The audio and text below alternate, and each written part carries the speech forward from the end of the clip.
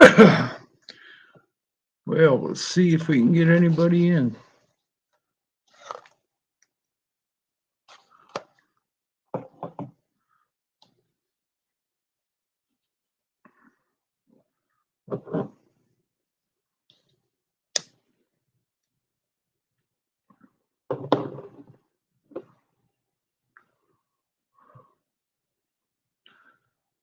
How you doing, Matt?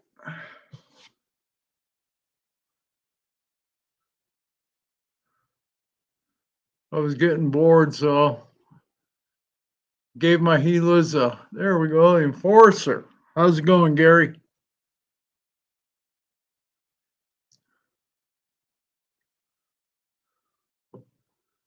Gave my Gila monsters a dinner party tonight, so they're good for another week.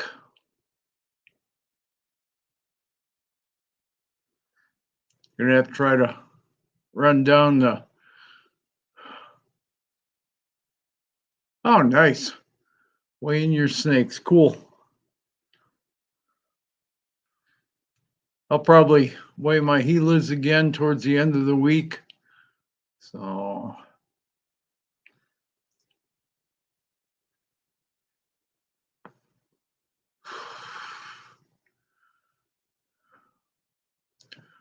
anybody wants to, you're welcome to jump in. The link's there. So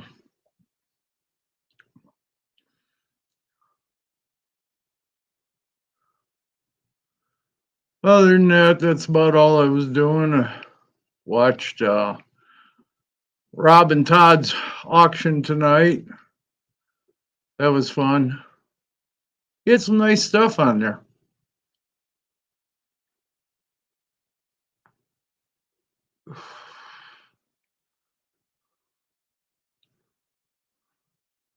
I'm doing good, Gary. How are you doing?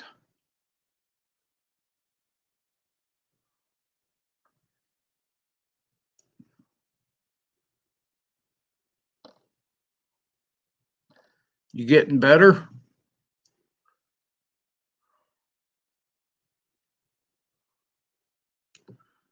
What's up, E?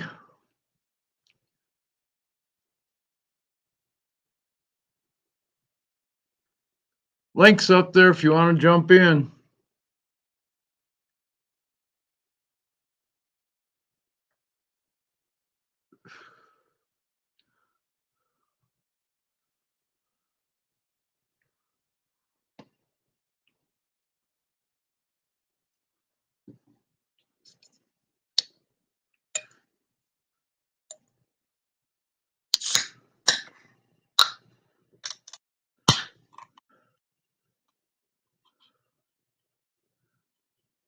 Yeah, Gary, that's good. At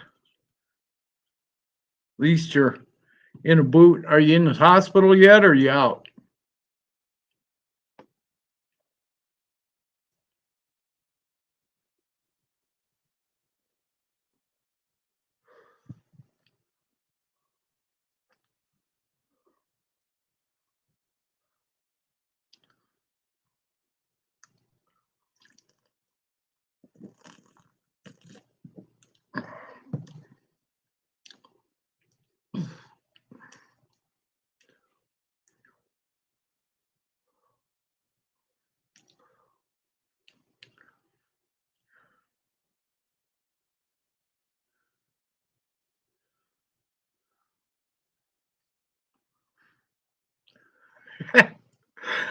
That's pretty good, E. That's what I usually do. If I decide to cut it or let it grow or shave it, I just do it myself. I get a couple pair of dog or horse clippers that I still have, so I use that if I'm going to shave it. But I decided to let it grow out. Show everybody, yeah, hair still grows on there.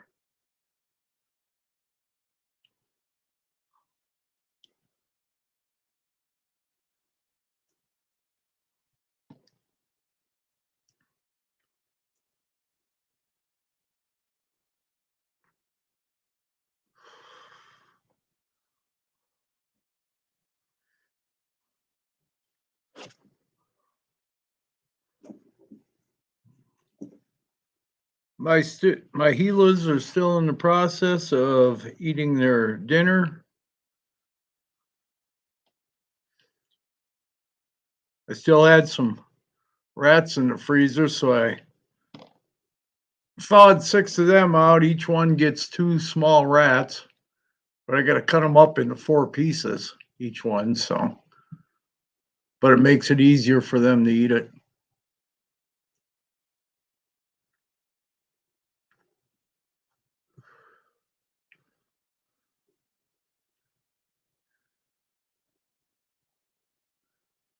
Yeah, scissors don't usually work good. Okay, Matt, sounds good. I try not to use scissors unless I'm just trimming my beard or stash. Well, big rats, a Gila can only put in its mouth not much wider than what their mouth is. And a small rat is pretty good size for the size of their mouth. So as you cut it into 4 pieces, makes it a lot easier for them.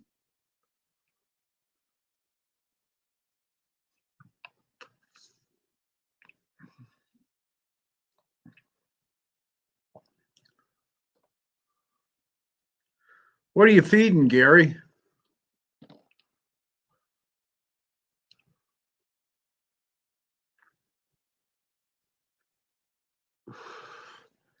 You just feeding the dogs, or did you get some reptiles?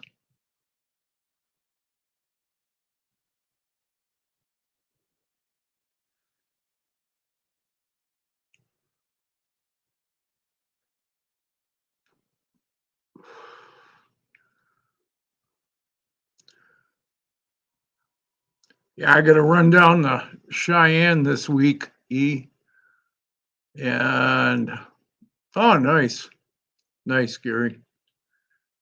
Pick up some more breeder rats. The ASFs are kind of a pain in the ass to breed, so I'm going to go back to raising Norwegians. But closest place I can get them is about 180 miles away. So just drive to Cheyenne. There's a place down there that breeds them and sells them pretty cheap. So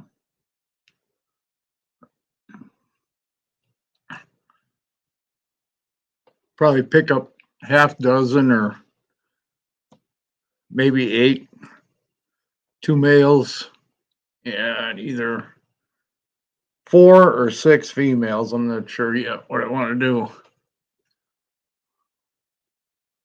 Probably pick up 6 females, but then I can pop out babies from them, raise them up to hoppers or maybe a touch bigger. And then the Gilas will be able to eat those, and I can just stock the freezer full.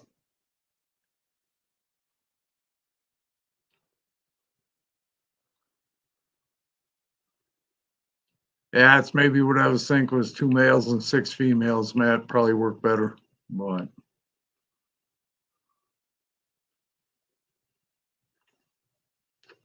what's up, Luke? Jump on in if you feel like it.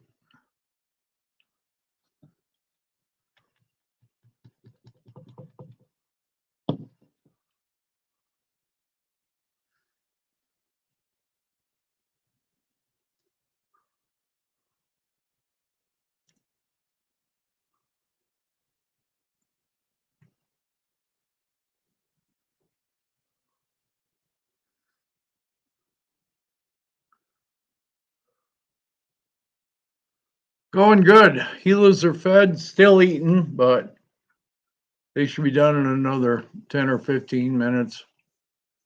I can shut their lights off again.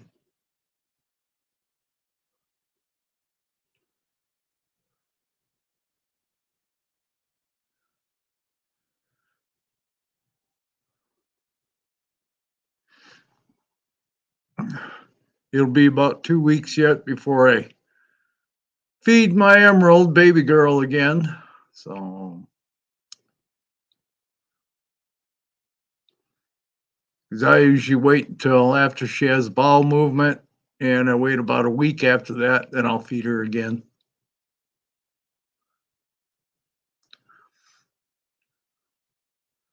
Sounds good, Matt.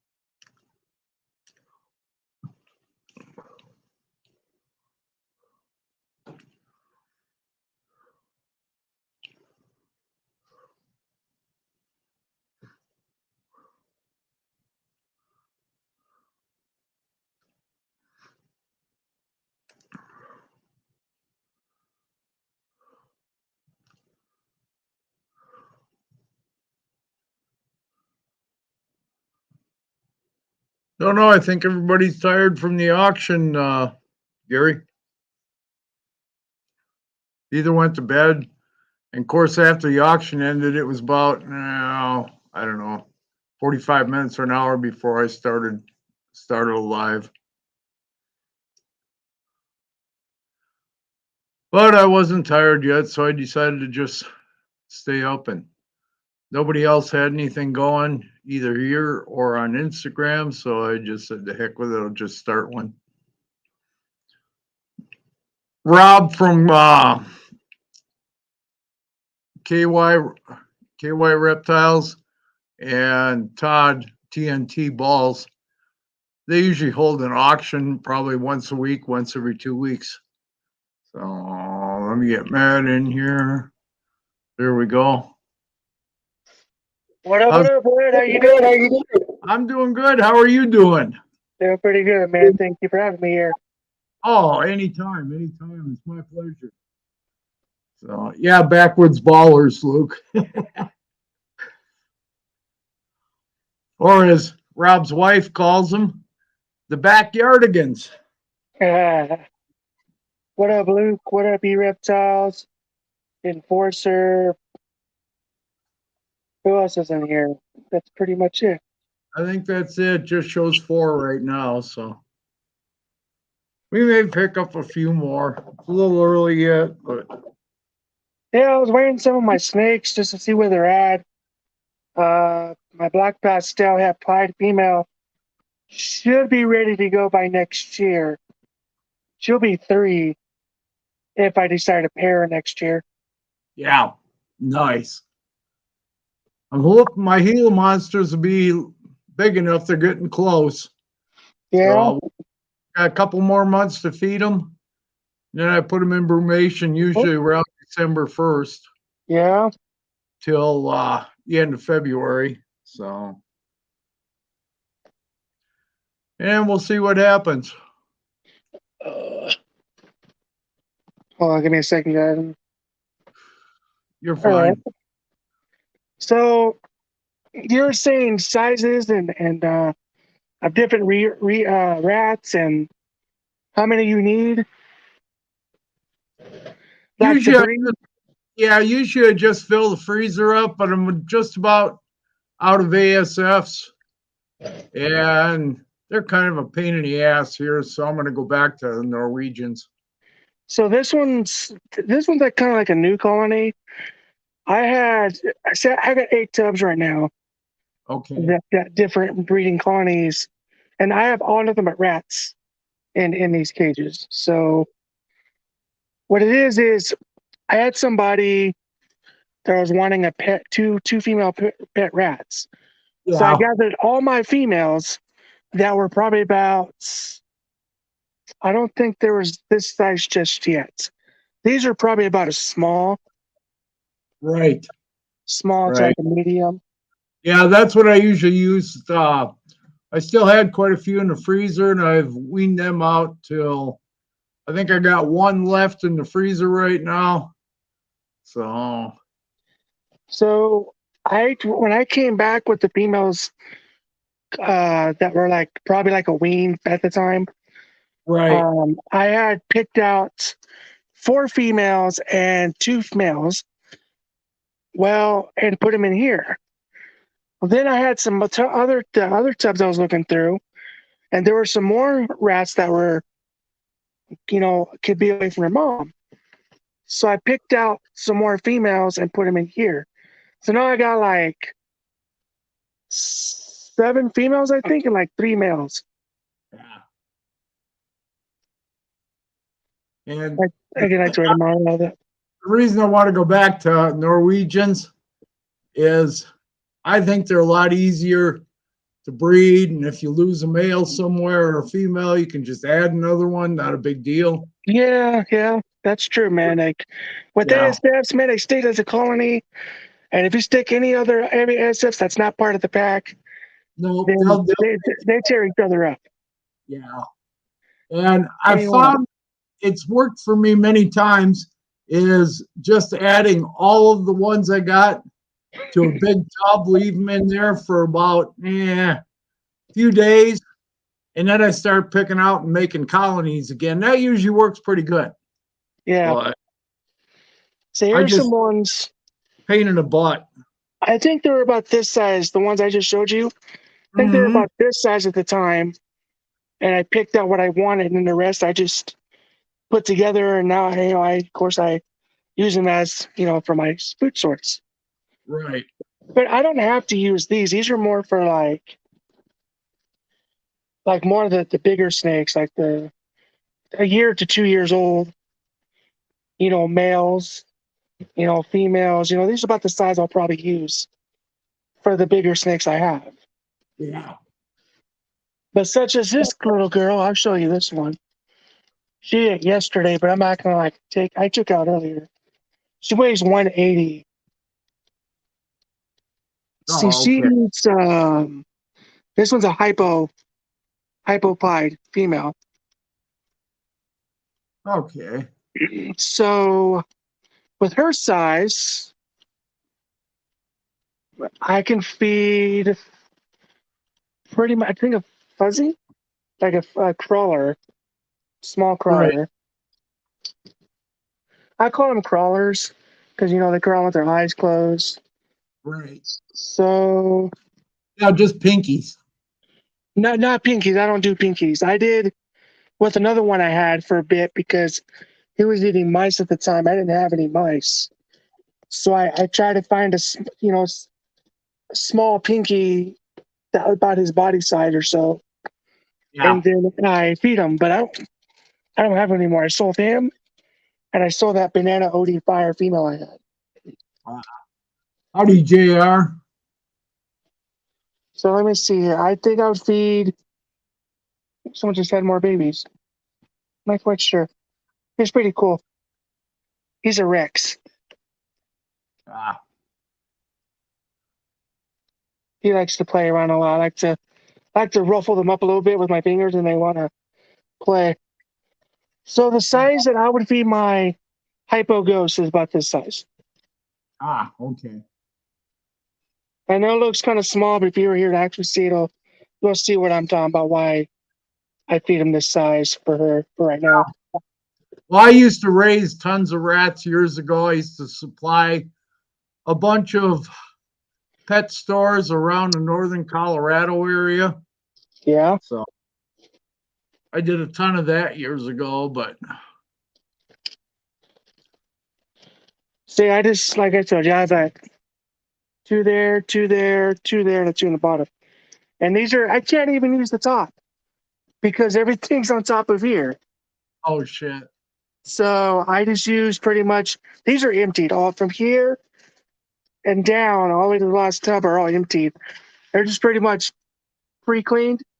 So all I gotta Yep. do is just toss the rats over here, clean this tub out, put a clean one there, and then toss these over here. So I kind of I go back and forth with that. Oh yeah. I used to sit there and I put them in saying clean tubs here, and after I have them all in there, I'll take it all out and then slide it in the slot where the dirty one was. I was like, I'm not gonna risk losing a rat. I didn't lose them, but I got them whenever what you call it when I caught them. So I mean, they didn't go Yeah. very far. Well, the AFSFs, I've got them out in my shop out there. And every now and then one will get out when I'm cleaning the tubs. And because usually I got another tub ready right away, but sometimes they jump over the edge. And I just let them Yeah, scoot around the shop and either that's herbicide. let the cat in and he takes care of the ones that get away. So I've never lost one outside the shop, but which is nice. But Excuse me. Um, this I'll show you this one. This one, she shed today. I posted it on Instagram, but you probably it's kind of hard to see because of lighting. But she shed today. She's my pastel clown female. nice, nice. The only ball I've got right now is that one I got from Kurtwood, and it's a little over a month old.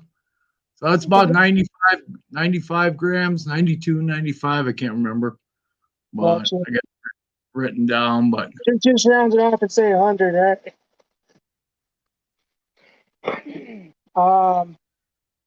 There's that girl.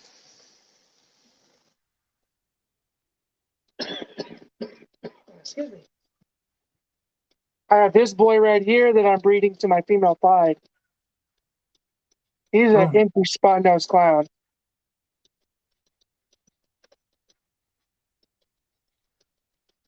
clown seems like it's picking up again quite a bit, As in what? as in sales and people wanting them. Oh yeah, yeah. Inchy or spot nose clowns are pretty. You know, people are looking to do Batmans or just wanting that spot nose to their clowns or whatever. And spot nose are pretty good to have. I Yeah, just got lucky with this because I traded my female clown that was about 3 years old. Well, would have turned 3 the following month. It would have been July, which is already passed. And right. she was about 995 grams. I traded her for this guy. Nice. I wasn't worried about losing just a female because I have 2 others that I have, so I'm not worried about it. Yeah, yeah. But it all worked out in the favor, so I'm not, regretting what I did. He got what he wanted, I got what I wanted. So that's kind of how I look at it as is. It's a good looker. So hopefully next year I get eggs and 2 months later have babies and have some double hets to have at least a whole couple whole packs at least. Yeah, that's what's bad about the Gilas. Their eggs take about 155 to 160 days to hatch. So That's about 4 months, 5 months. yeah, that's why they're usually born October, November, so or hatched. I got But you. Let me see what they're saying here. Imagine something knocks over all these shelves and then just get loose in the house. Yeah, that would suck. That would really suck if they got out and everywhere. oh yeah, when I build any kind of a rack, I make sure that it's non-tippable. Yeah, yeah. So Um, as far as those two go, I can show this one. She's in shit when she got these pictures, but I can kind of tell by her color of her body. And this is my Inchy Leopard Clown female, and she's only a year old. She'll be 2 next month. oh shit, And she's only like 1,100 something grams as of right now. But I'm going to use her here in about 2 3 years to with that Inchy Spot Notes Clown to make Batmans. right, right. So that's why I have him was for this girl. What But what weight do you generally start breeding your females? I usually do it if they're, let's see, for weight wise, I weigh about 16 to 1800 grams. Oh, okay. But I mean, people say, the rule of thumb is 1500 grams, just a little bit over that, 1500 grams, as long as they're proper size around that gram area. And I don't know, probably 3 years old or so. Yeah. Although some people may do that too. I really don't know what others people do. But if I was, for me, I would wait till at least they're, you know, over 16, 1800 grams or so Yeah. before I breed the female.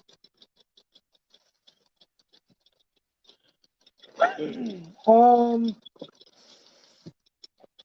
I have a male hypoheptide.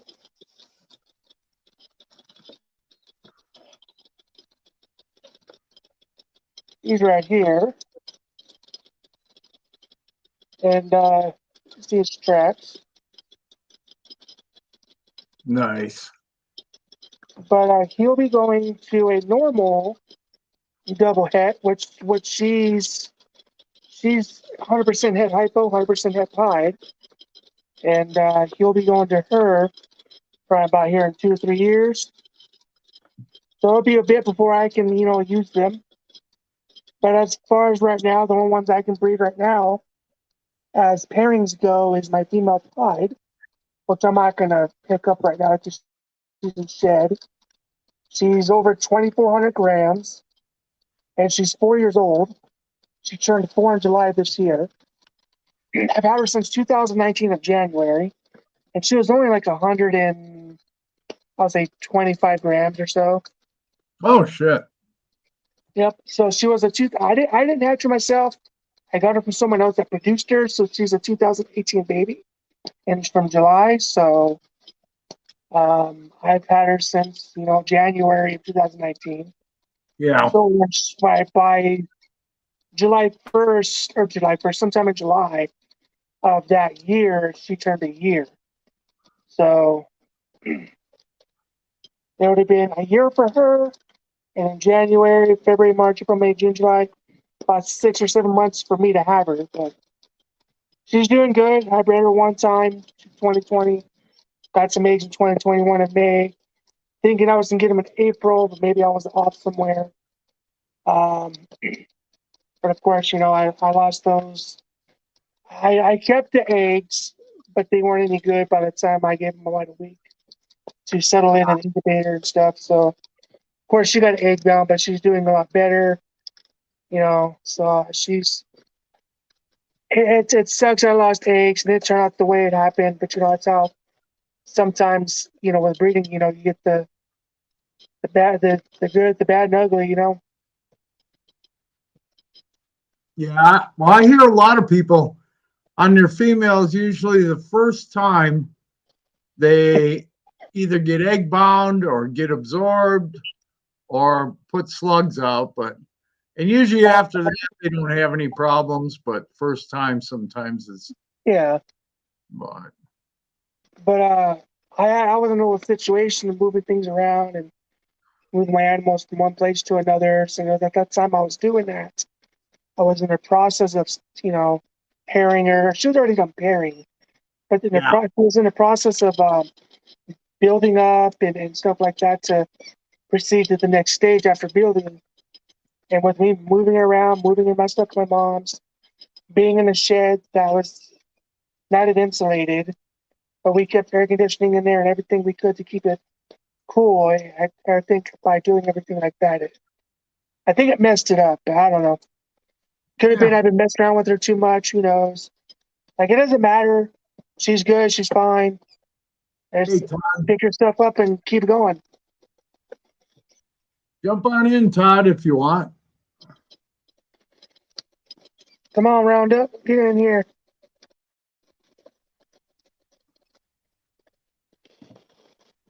Um, I think by next season I'm gonna try to produce black pastel pies. Oh shit. Nice. Yep.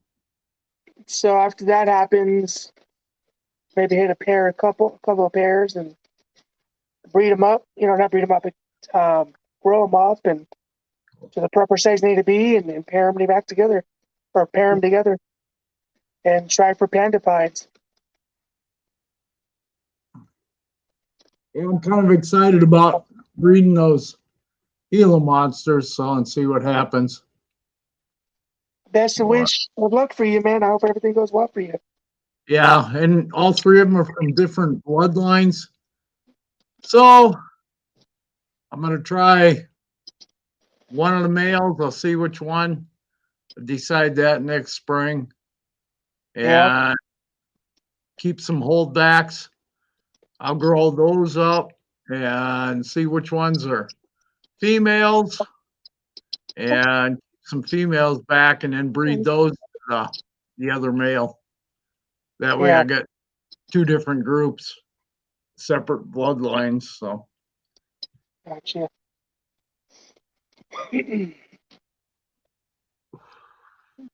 Before I got on, I was just weighing snakes. I was playing with the rats and checking them out. If I yeah, trust her, I'll let her run around on my shoulder. It's just I don't get them out like a lot like I used to try to keep them on my shoulder, but I kind of gently hold them by the tail so they don't really scramble off. But I think with handling the way I do, I think that they're not as skittish. They kind of move around, get curious, know what's going on. oh heck yes. So hopefully these babies that are fresh, someone I don't know who was pregnant in here, but hopefully those babies last, and so I continue to have good production of food for my snakes. Yeah, definitely. The ASFs has been okay. They just don't breed as well as what They don't grow as fast as rats do.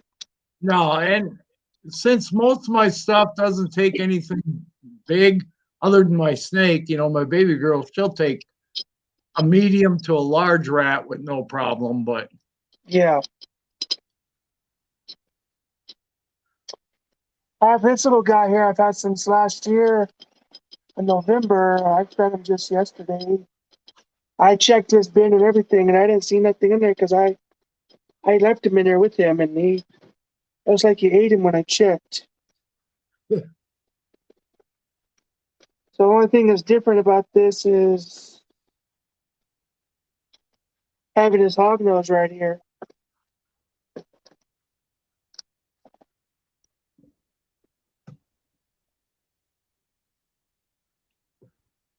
I I think thought that I thought about the hog noses quite a bit, but I think I'm just going to stick with the Gilas and emerald trees.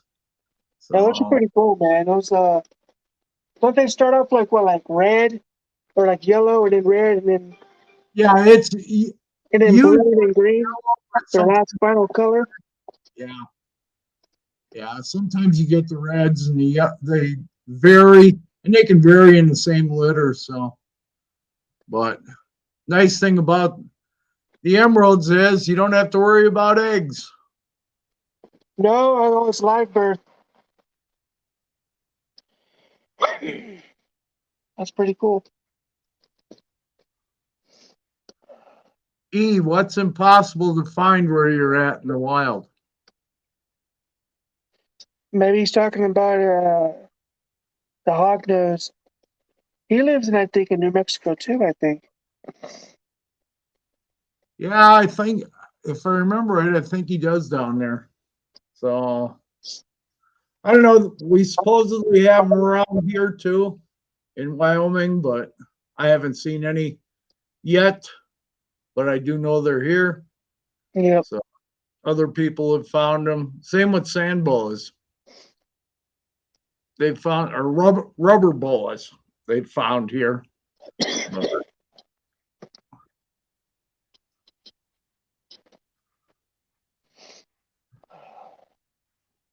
I think the Oh, best time to look for hog noses is at night when they're not underground. and my friend found him out his. He was at his job. He was out of the side of Roswell, out of the area of Roswell, and he hit me up one day on Instagram and showed me a picture of it. And I said, oh, he said, "What is it?" I said, "It's a hognose." He Yeah, asked me if it was venomous or poisonous. I said, "Well, it's semi-venomous. It has rear fangs." I think the venom What else? on hog Bye. is less potent than the Gila venom because nobody's ever died from a Gila bite, but you will get sick. And I've heard of people getting sick after being bitten by a hog if they've been chewed on, anyways. Oh yeah. What's up, Todd? What are you up to? Oh, not a lot. I want to say Kristen Wiley, Kentucky Reptile Zoo, made a post about hognose bites recently, and it showed like an envenomation where the swelling actually went up the arm. Oh, wow. And right now is just probably the time of the year where it's time to start to look for hognose. Looking at eReptiles comments, you got to stick to your sandy areas and you got to kind of hit it when the weather starts dropping. Don't know about you guys. We've got a cold front here. It went from like 90 degrees to 65. And usually that kind of happens around here in October, which led to the term Hogtober. Right. And, it's just, to me, I would be, if you're going to look for hogs, I'd start looking at your weather and look at the drops because the babies are out anyway. We're seeing babies all over the place down here. Nice. Nice. Yeah, we had 2 nights ago, it was down to about 44 here. So, Oh, wow. and it went from, 100 degrees a couple of days ago. So, and dropped that quick. Yeah. But supposed to be back up in the 70s and 80s this week. So, Well, I tell you, I found a lot of hognose like on the roads and stuff. The eastern hogs, like when it's like in the low 60s, but sunny. right. And Right. I think because they're toad chasers, they kind of get out a little earlier than some of the other snakes. It's just Yeah. just a hunch. Had an interesting story. I got a call to go relocate a western diamondback, or not a western diamondback, a timber rattlesnake, and 6 babies earlier this week. Nice. Nice. Well, I get there, and the guy had put it turns out it was a diamondback water snake. It was not a timber rattlesnake. Oh, okay. But he had put it in a bucket and covered the bucket with like a sheet of plastic and left it in the sun for like 2 hours. Holy shit. The whole mess was dead. Yeah. Oh, And it was a shame too because it was a big female that had just either probably just dropped babies or dropped babies after she got captured. And it's just real sad but the guy was kind of like upset about it because he did not, he called for a relocation. He called one of my friends and he was just going into work, so he couldn't get to it. So I ended up, driving an hour and a half for like a dead water snake. Yeah. It happens. he didn't have any intentions to kill it in the first place. Yeah, I mean, he wanted it relocated and he didn't want to hurt it, and so I kind of told him, what, if you catch one again, make sure you get it into a shaded area. And he still thought it was a rattlesnake, and I had to pick up the dead mom and say, no, look, these are the distinguishing characteristics, and I understand when you don't know snakes, they can look a lot alike, Yeah. but it's just kind of one of the most unfortunate things. I'm kind of because I shot video on the way there and on the way back, I'm kind of wondering, do I do something with it? Because if I release that video, I'm sitting there thinking I'll go down by 20 subs, you know? It's like, Yeah. Let me hit Luke's questions here real quick. Luke, when I lived in Wisconsin, the majority of the timbers were all towards the western part of the state, which would be the eastern part of your state. And hognoses I know, are in Minnesota, and they're in Wisconsin and some of the sandier areas, but there's plenty of them around. You just got to hit it right. And you and got to know where to look. and they do have timbers, and they do have Yeah. timber rattlers in Iowa. Oh yeah, Yeah, they do. they've got them there. Like I say, there was tons of them in Wisconsin and western part of the state. Once in a while in the eastern part, but normally in the western part. So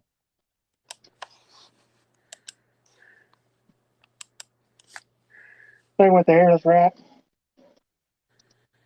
Yeah, hognose are eastern hogs are over like a large area. I mean, yeah, they're like kind of everywhere, and um, you know, it's Midwest on up north, and then on up into the Northeast. So, but yeah. I grew up a half mile from Lake Michigan, and you didn't find too many there. Every now and then you'd find one, usually down in the dunes, but close to the dunes, right around that area. So, but well, they like the sandy soil. That's kind of like yeah, a good habitat for them. And interestingly enough, there's a lot of places like that are like kind of close to rivers that have right. the looser soil. You can That's find them. why. That's why.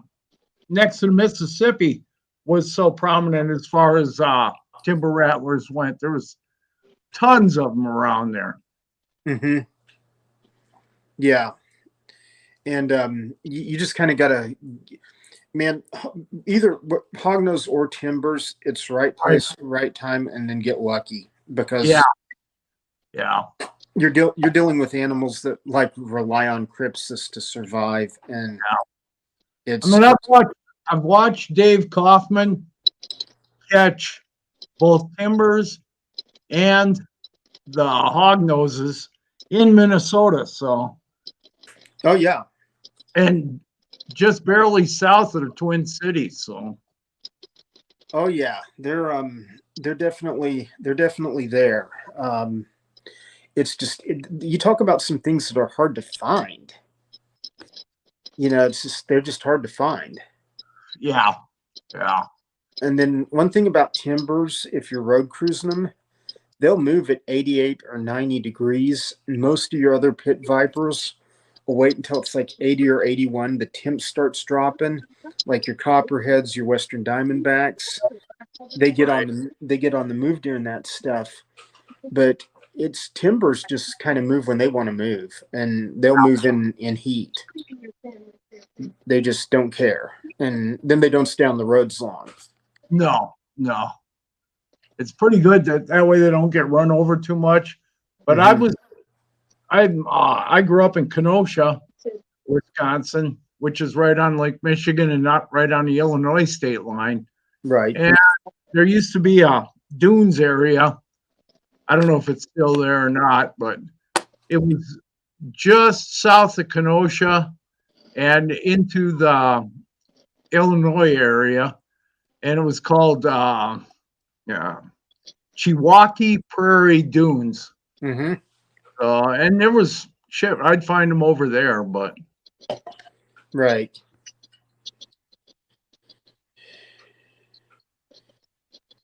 Yeah, it's definitely a habitat specific kind of thing, and then be in the right, right area at the right time, and yeah,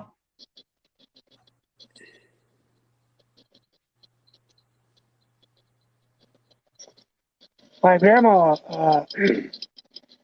has a family member that lives out here, and she found a rattlesnake underneath her truck. oh yeah. Well, what kind was it? Do you know? No, I don't know. New Mexico, probably a good chance of prairie rattler or western diamondback. Yeah. Yeah. Could have been a prairie rattle, whatever you said. A prairie rattler or a western diamondback, depending Yeah, on the I'm area. saying I think it was a prairie rattlesnake. Yeah. We've got tons of prairies up here and bull snakes. So, Mm-hmm. It was about like a medium size. It wasn't very big. yeah, it was definitely probably a prairie. But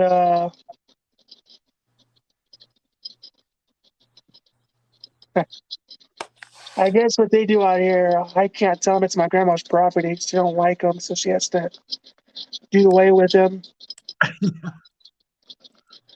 Yeah. I got friends that do away with them all the time. So, It's not nice for them to do that. Keep just left them alone, but they sit there and end their lives like that. It's not, but I can't do anything about it. It's her land. They live on yeah. her land, so she does what she wants. Well, it's like my neighbors around here. They're scared to death of them. So they usually get a shovel. I told them, I said, call me. Well, they don't. They just get a shovel. So, Man, I tell you, after I do fewer and fewer relocations these days, and that's part Yeah, because not my finger. Startle. it's like people think they've got a copperhead, they've got a western rat snake. yeah. People think they've got a rattlesnake, they've got a water snake, and it sounds horrible, but like by the time you relocate an animal, on average, 50% chance it's going to make it, if that. Yeah. So it's kind of like, yeah, just go ahead and kill the dang thing. I mean, I hate to sound that way, but like literally, I spent about $30 in gas this week over a dead water snake and its babies, and it was fucking nasty. Yeah. With gas prices the way they are, it's hard. I could have probably had a friend come over and pick up that rattlesnake and relocate it somewhere else, but they were thinking at the time to just, to get rid of it. They put it into a bucket. Mm-hmm. Yeah.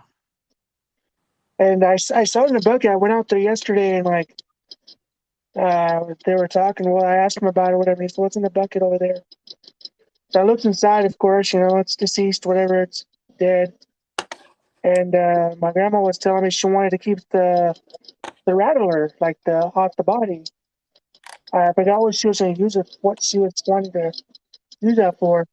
You know what your grandma was going to use that for? I don't remember. She told me she wanted it for something. I guess the next time if they find something like that, I text them. I'll just say, hey, I'll just let them know. Hey, just let me know if you find something like that out there. I'll call somebody to come get it. Yeah. Just leave it alone. Don't mess with it. Leave it be where it's at. And if it's still there by the person gets up here, then it'll be fine. Well, the majority of people in Wyoming are scared to death of the damn rattlesnakes, so they kill everyone they see. It's I think I've only seen 2 rattlesnakes out here. I've out here visiting one time before I got married, and I was visiting her and her family and stuff here. And I was in their house, and they had the dogs out in the back, and them dogs kept yapping. So our mom-in-law went out there, and she started getting scared and started screaming out, "Rattlesnake, rattlesnake!" We ran out there in the back, and I kind of stopped. I didn't know where it was going to be at. But I stopped at the back door, and I looked out over the porch on the side, and it was underneath the ramp. After that, I don't know what happened to it. I think they let it go. They just left it alone, I believe. And they didn't see it anymore after that. Probably went back underneath the trailer or something. Yeah, that's another thing. Like you get called on, like relocation calls or something, and it's like, I had some old neighbors from my old neighborhood call me. They had a rat snake, and I was like, they're like, it's in the garage, and I'm like, well, don't go in the garage. Just turn the light off. Leave it alone. yeah. And I go over there and it takes me 20 minutes to get over there. And they've like, well, we turned on the light a couple of times to see if we could see it and this and that and the other. And, by then it was like gone. So I'm just kind of like, I'm kind of getting to where like, if it's not like a known venomous problem, I'm not really that interested. I you waste time and you waste gas and, you know, Well, I have got two of my neighbors convinced to quit killing the bull snakes. Because he eat So, rattlesnakes. well, they'll eat rattlesnakes, but they're good to have around because, the Right. rodents. Yep. They'll keep the rodents down real nice. And as many as we get, I'm just a stone's throw from the North Platte River. So, but because it's down below me. mm-hmm. And so we get garter snakes, we get tons of bull snakes around. And everybody was killing them, but they're starting to change their minds a little bit. So, which is a good thing. But A few months back, I was taking my dog out in the day, just out the back, behind a trailer. And we haven't finished putting the cement boards slabs on the side yet because, it's hot. But anyway, I was back there with the dog and I saw something move. Happened to look underneath there and there was a bull snake. yeah, we've got tons of them here. The biggest one I've ever caught was almost 6 foot. It was either a bull snake or a rat snake. I don't know which one I saw. It was one of them. The rat snakes will generally have a lot thinner body, and the bull snakes usually have the heavier body with the patterning. So, I took a picture of it and I posted it, but I don't remember where I posted it at. If I can find it, I'll show it to you. yeah, It may not be a good picture of it, but I caught some of it just before it took off. There was underneath the trailer on the side out where I could see it, and then it just slid it off underneath further into below the trailer, underneath on the floor. I used to catch quite a few bull snakes when I worked for the railroad running between Denver and Cheyenne. And I'd always stuff them in my lunchbox or my backpack and bring them back home and let them go at my barn, help keep the mice down. Oh yeah. My wife saw one slithering across the dirt road. We have to come up this whole dirt road to come up to our place, and Yeah. I was looking at my phone or something. My wife was like, "Look, there's a snake." I'm like, "What? Where?" Me and my freaking mom, I'm gonna jump out and catch it. But I was like, "Well, I want to know what it is first." And she said, "Oh, by the time I got out of the car, it was already in the brush, so I didn't have a chance to see what it was." Yeah. Bull snakes are nice because they move during the day. So I think I would have probably tried to catch it, but as fast as it moved, I probably wouldn't have had a chance. I bet I've caught over 1,000 bull snakes. I used to have this area in Broken Arrow where there was like this open field and like the guy that owned it just All right, you reptiles, I can for sure do that for you. didn't care, like if you went out there and there was like tons of legless lizards, tons of bull snakes, prairie king snakes, and three-toed box turtles like in this little square mile open field area. And they bulldozed the hell out of it and put a theater there. And I'm just like, good God. And so now we don't see them anymore, in that area. It's kind of a bummer. That sucks, man. Yeah. I've got a couple of horn toads out here. Oh, yeah, we got quite a few of those around here too. One day I was out there with my dog and my wife, and I watched on it. She's like, "Hey, look, she's chasing something." I happened to turn around and look where she was at. She was chasing after a horn lizard. I was like, "Hey, leave it alone." So I go over there trying to catch it myself, and I caught it. It was a little baby one.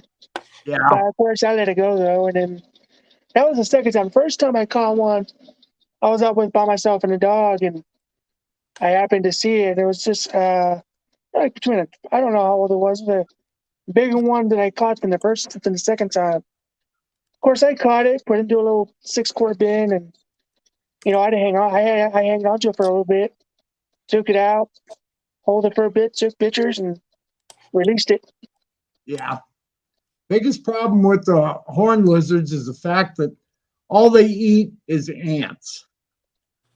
And if you can't supply that diet to them, they are not going to make it. So I tell people, don't pick those up. Just leave them go. Yeah. They say, why? And I tell them, I said, because the only thing they eat is ants. And fortunately, Wyoming has an endless supply of ants. But Someone told me it was illegal to keep them. I said, I wasn't going to keep them. Just catch and release kind of thing. yeah. Well, I tell you, in Oklahoma, we have the Texas horned lizard, and they think one of the things that have contributed to their decline is they can't eat fire ants. Oh, And God. the fire ants have started pushing out the harvester ants, which we know they can eat. And so you go to these like tracts of land where it's like undeveloped for 20, 30 miles. You can still see a lot of Texas horned lizards. Nice. But like Tulsa County, they used to be back in the 70s, they were all over the place. Then through the mid 80s, you started not seeing them. So I think it's probably part fire ants, possibly part climate change, but also Bermuda grass. A lot of people started putting that stuff down. Huh. And they can't hide in that. The natural grass that was here was that scrub grass stuff. Yeah, buffalo grass. Right. And so I think that, that had something to do with it. You know, right now they're state protected in Oklahoma. I mean, used to we could catch 25 of them and put them in a bucket, and just like nothing. And now it's like you post a picture of yourself handling one on Instagram, the game warden showing up at your house. It's just that simple. Yeah. I mean, I've seen them up as high as between 8,000 and 8,500. mm-hmm. It's kind of surprising that they live up there, and they thrive like crazy. Well, there's no people up there. Well, there's people there, but you can't put a lawn in up at that altitude. So. Right.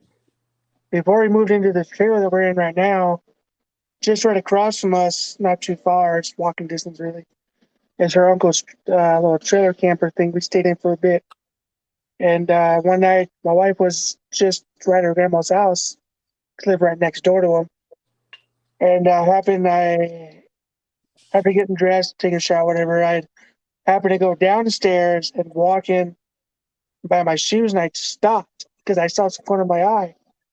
And it was in the house. And I was like, what is that? I looked at it, I was like, oh, that's not a rattlesnake. And then I kind of looked at it a little closer, and it wasn't a rattlesnake. It was more of a rat snake or bull snake. So it was in the house. Yeah. So I was gonna try to catch it. I was out telling my wife, babe, there's a snake in here. And she's like, what kind is it? I'm like, I don't know, but I'm not gonna mess with it. And I watched it. It was like along the little entertainment center, and it was going along, went behind the mini fridge, behind the TV stand. And I happened to try to take a picture, but the light wasn't good. And by the time I was going to try to catch it or something, it already disappeared, and it was like a hole in the corner of the wall behind a couch. And I believe that's where it came from, was from underneath there. So I must have taken off from underneath. Didn't see it again after that. Oh shit. I've actually seen more rat snakes or bull snakes more than rattlesnakes. Yeah. I had a baby bull snake down here in the basement next to the fireplace about, I think it was about 5 years ago now. And it came in between the sliding doors down here and curled up next to the rocks from the fireplace. And I was like, heck. So I took it outside and let it go in some tall grass so the cat couldn't find it, hopefully. Yeah. But,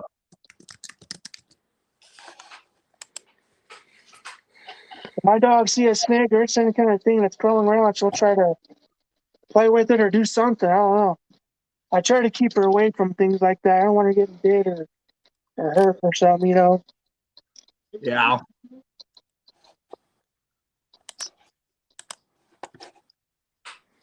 Well, I trained my dog to try and stay away from. I even train him to stay away from toads because that idiot will pick up anything, Oh shit. and then he'll come in the house and throw up, and I'm like, "Geez, just stay away from the damn toads, damn Yeah. toad-looking dog." Which lizards spit blood out their eyes? I don't remember what they are. Horn lizards. Horn lizard. Okay. Yeah. Someone asked me because the one I caught, ones I was talking about, are those the ones that spit blood out of their eyes? I don't know. I said they hasn't done it yet. If it did, Sometimes they do and sometimes they don't. When I worked for the highway department here, every now and then I'd feel, we were doing guardrail and stuff, and I'd see them up there and next to the road and that, and I'd pick them up, when I got the chance, just check them out, make sure there was no ticks on them and shit. But oops. some of them would bleed through the eyes, some of them wouldn't.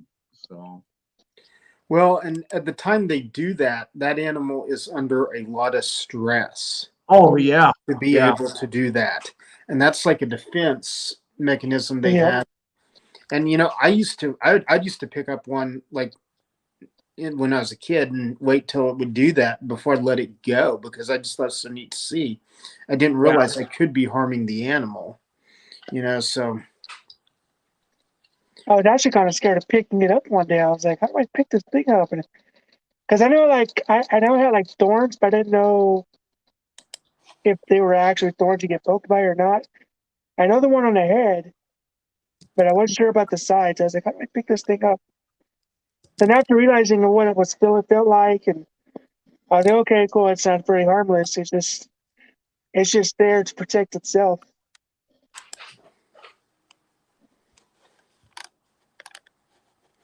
It was pretty neat though. I enjoyed it, and like I said, I just released it. yeah. My I wife don't. told me that she found one kind of squished. I was like, what do you mean? So you know the one that was running around? I'm like, yeah. She's like, well, it's squished. I'm like, well, how? I couldn't believe it. I was like, what do you mean? So I don't know. I was kind of like upset about it because they got ran over. And I was like, I didn't mean to. If it was like underneath the tire, I didn't mean to squish it. You know, it's okay. It's okay. I couldn't guess how many get run over on the highways here. Shit, they're all over the place. Between that and the green snakes and garter snakes, rattlesnakes, bull snakes, people just run them over like crazy. Yeah. I've been known to take a couple of rubber snakes out with me, put them on the side of the road, and kind of sit back and see how many people will almost wreck their vehicle trying to kill it. I've And done that with road-killed snakes. mhm. It's pretty funny to watch those people. Oh yeah. And one thing I do if I'm out road cruising and I see like a dead snake on the road, I didn't even think about this till like last year, but a friend of mine was like, "Man, get your snake hook and pitch that thing off the side." And I was like thinking, "Why?" And he's like, "Man, something else will get killed trying to eat it." Yeah, around here we get hawks and eagles that generally get hit. I left the shop one morning at 6, started heading out I think west you on got a couple of County Road, one snake I got on the road. and I removed it. saw something in the road up ahead. I Just told one. my I just buddy, took one. hey, we got, looks like a hawk or something up there. As we got closer, it was an immature bald eagle. Oh wow. Yeah, so I called DNR right away, and they came out. We stayed there until till they got there, and they said they'd send somebody right out. So, but they picked it up, and I asked the guy. I says, "Yeah, let me know how it does. If it makes it or not." And he called me later in the day, afternoon, and told me that it didn't make it. So he says, "At least you tried." I said, "It's all you can do." He I said, Right. picked, I picked up a snake. Well, of course, it was already deceased, already dead. But we're coming back from somewhere, coming home, and having to cross something on the road. I was like, stop! Like, I had to get out and check what it was. It was, like I said, it was either a bull snake or a rat snake. I already did, but I picked it up out of the road and put it on the side. Well, and another thing, like timber rattlesnakes, Right. cottonmouths, they will eat road-killed squirrels. Yeah. We- Yeah. I don't know that anyone like knew this until recently, but someone like observed it in West Virginia or Pennsylvania or somewhere. Now, I always knew that cottonmouths would eat roadkill. Hell, cottonmouths will eat about anything. Yeah, they're kind of a pain in the butt. But I've been trying to talk my buddy down in southeast Arkansas to catch me a copperhead from down there, but he's too scared of snakes. He's had them in his boat before. And I just crack up every time he calls me about a snake. Well, I was gonna say, what do you want a copperhead from Arkansas for? Well, he's got so many down there, you know. They're all over his property. So but I was gonna say, I can get you freaking 10 of them. We got them all over the place here, and we've got the broadbands. that's what I was going to ask. I'm on the intergrade line. Like we got broadbands and we've got easterns and we've got hybrids. Nice. And I just if you go watch any of Desert Wolf Armory's videos, Right. the copperhead that he fed, that I was down there with him when we were feeding it, that was actually from just like down the street from my house. It was just like a pain in the butt relocation deal where I couldn't really release it close to where it would be able to survive. So, he's like, man, I want a copperhead. I said, well, yeah, just one. It's like, Yeah. I was going to contact Derek and see if he still had that one he had, because I know he was getting nervous about it. And I don't know if he ever got rid of it or not. I think he sold it. Did he sell it? Okay. Mm-hmm. Because I didn't want to take one out of the wild if I could help it. But well, I tell you, in eastern Oklahoma and most of Oklahoma, other than like the southwest portion of the state and the extreme west, they're so common that, like, I've caught 27 in a night. nice. I mean, cicada rush starts happening and people will sit there and they whacked 15 of them with a machete before you got there. Jeez. Mm-hmm. Well, the little copperheads and even some of the adults, they'll eat amphibians and insects as well as mice. Right. Yeah, because I've heard of them eating cicadas like crazy before. So Mm-hmm. And so what happens is you get an area where it's real wooded and rocky, and then there's like a lot of prey sources around. You can have copperheads like nobody's business. They're very prolific. jeez. One of the few animals I'm like actually kind of okay with wild collection of. Yeah. I wouldn't say in mass numbers, but like if you're going to take if you go out and wanted to catch 4 or 5 of them, you're not going to even start to put a dent in the populations. Yeah. I need to do a little more research to find out where I can get it venomous shipped into here. Gila monsters were no problem. They shipped FedEx overnight, not a big deal. It was marked venomous. It was marked, Gila monsters on the box, but they only came from northwest Montana, so from a breeder up there. So they were no big deal to get. But I'm thinking anywhere else, if I can't find a hub that'll take it in. So. Well, one big thing about Oklahoma is you can't ship any native venomous in or out of state. Oh, okay. They try to keep a real eye on that. Now the funny and hypocritical side of that is like one of the southern rattlesnake roundups. They catch very few rattlesnakes anymore. They're kind of extirpated from that county. Yeah. So they get them from Texas. Oh, I'll be damned. And someone just drives like 8 or 9 boxes of them, and Oh, jeez. and they buy them, and it's just kind of like, I just kind of think that's crappy. But it's like, but yet at the same time, the moment I tried to ship a Copperhead Delta Dash to you, they're going to nail me. So I'll just have to drive out and see it, because man, I want to get out west. Yeah, you're most welcome anytime. Like I say, got plenty of room. Mm-hmm. Wife's wanting to get up to Wyoming and Colorado and Montana and all that stuff. I'm going to try and make that happen sometime this next year. Oh, nice. And man, I'd love to do it. And it's not unlike me to stick a Copperhead in a in a vehicle and just take it You along. never know how it got in there. Sometimes Exactly. stuff. So If I've had people here had bull snakes in their cars and all kinds of stuff they didn't know about. Of course, then they call me and I got a snake in my vehicle. Okay, just leave it. yeah. But yeah, shit. Well, if you want to visit like Yellowstone, that's about 3 hours from me. Tons of freaking places to herp. I mean, it's Wyoming is an endless state to herp in. So the southeast, you can look for rubber boas. Mm-hmm. You can find midget fadeds here. That'd be the ultimate. Yeah. I wish I'd never gotten rid of that one I had.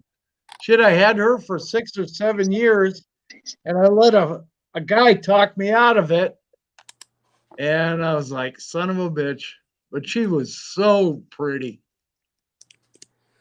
Man, I tell you, the midget fadeds, I had a friend who just got up there, and that's what he was going after, and they found one. I don't know what county they were in, but he put a picture of it on his Instagram. I was just like, damn. Yeah. Shit. Well, I know they're around because, that one was caught in somebody's basement in Boulder, Colorado. Mm-hmm. It's quite a few years ago now, but it was just a tiny little baby. It wasn't any bigger than a night crawler. Right. So, because the people called, the Herps Society and said, hey, we've got rattlesnake in our basement. And this was in a well-populated area in Boulder. And my friends went over there to pick it up, because people were scared to death of this snake. And he calls me up. He says, hell, I got a damn baby midget faded. And they took it over to Dr. Mater at the time because he was out of Boulder University at the time. So they took it over to him, and he was well known throughout the reptile community back then. And he says, yeah, that's a midget faded. So, and Tom kept it for a couple of years, and then he had to get rid of all his venomous stuff. And he called me up. He says, hey, you want that midget faded? I said, I'll be right there. So I was about an hour away from Denver, so I drove down and picked it up. But man, I tell you, I would I'd drive several hours to see a midget faded. You just don't know. I just, I kick myself in the ass all the time when I think about it, that I let that snake go. And I mean, he paid me a lot of money for that stupid snake, but she was just so pleasant. I want to say you can find them at the reptile shows in Texas from time to time. I'm sure they're wild caught or wild caught offspring, one or the other. Right. But but that's kind of the thing is, like I'm one of the few people. There's like a group on Facebook, the Oklahoma Snake Identification Network. Yeah. And like we kind of like did our own localized snake relocator thing, as opposed to the national group. Yeah. Because your information's just all over there. And like we got like maybe 5-6 people that can deal with venomous. Right. And hi, Chris. How you doing? Let me drop a link for you, see if you want to come in.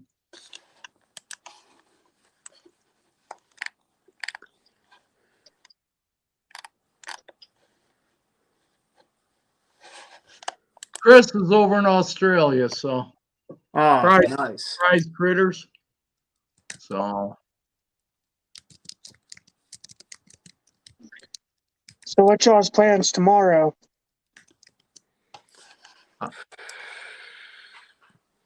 go ahead.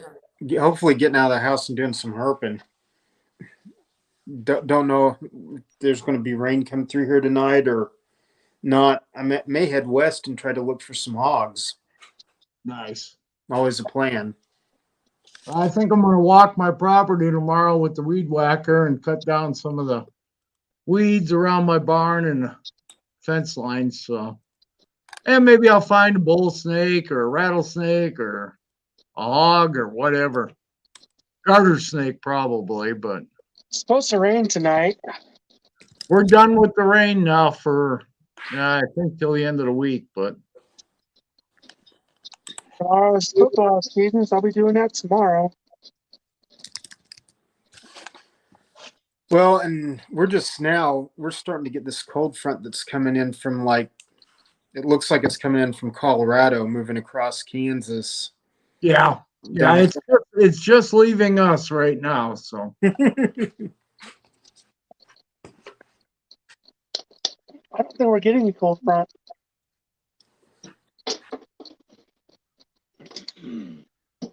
what you been up to, mate? I think I'm missing comments. I can't see any other new ones. Oh shoot. And I'll click on the chat, and then I'll see that Brad drop down a link, but that's about what I've seen so far. Oh wow. Yeah, Fry's had a comment right above that. Good day, good day. Yeah, I've seen that one. Maybe Okay. I see it now. Yeah.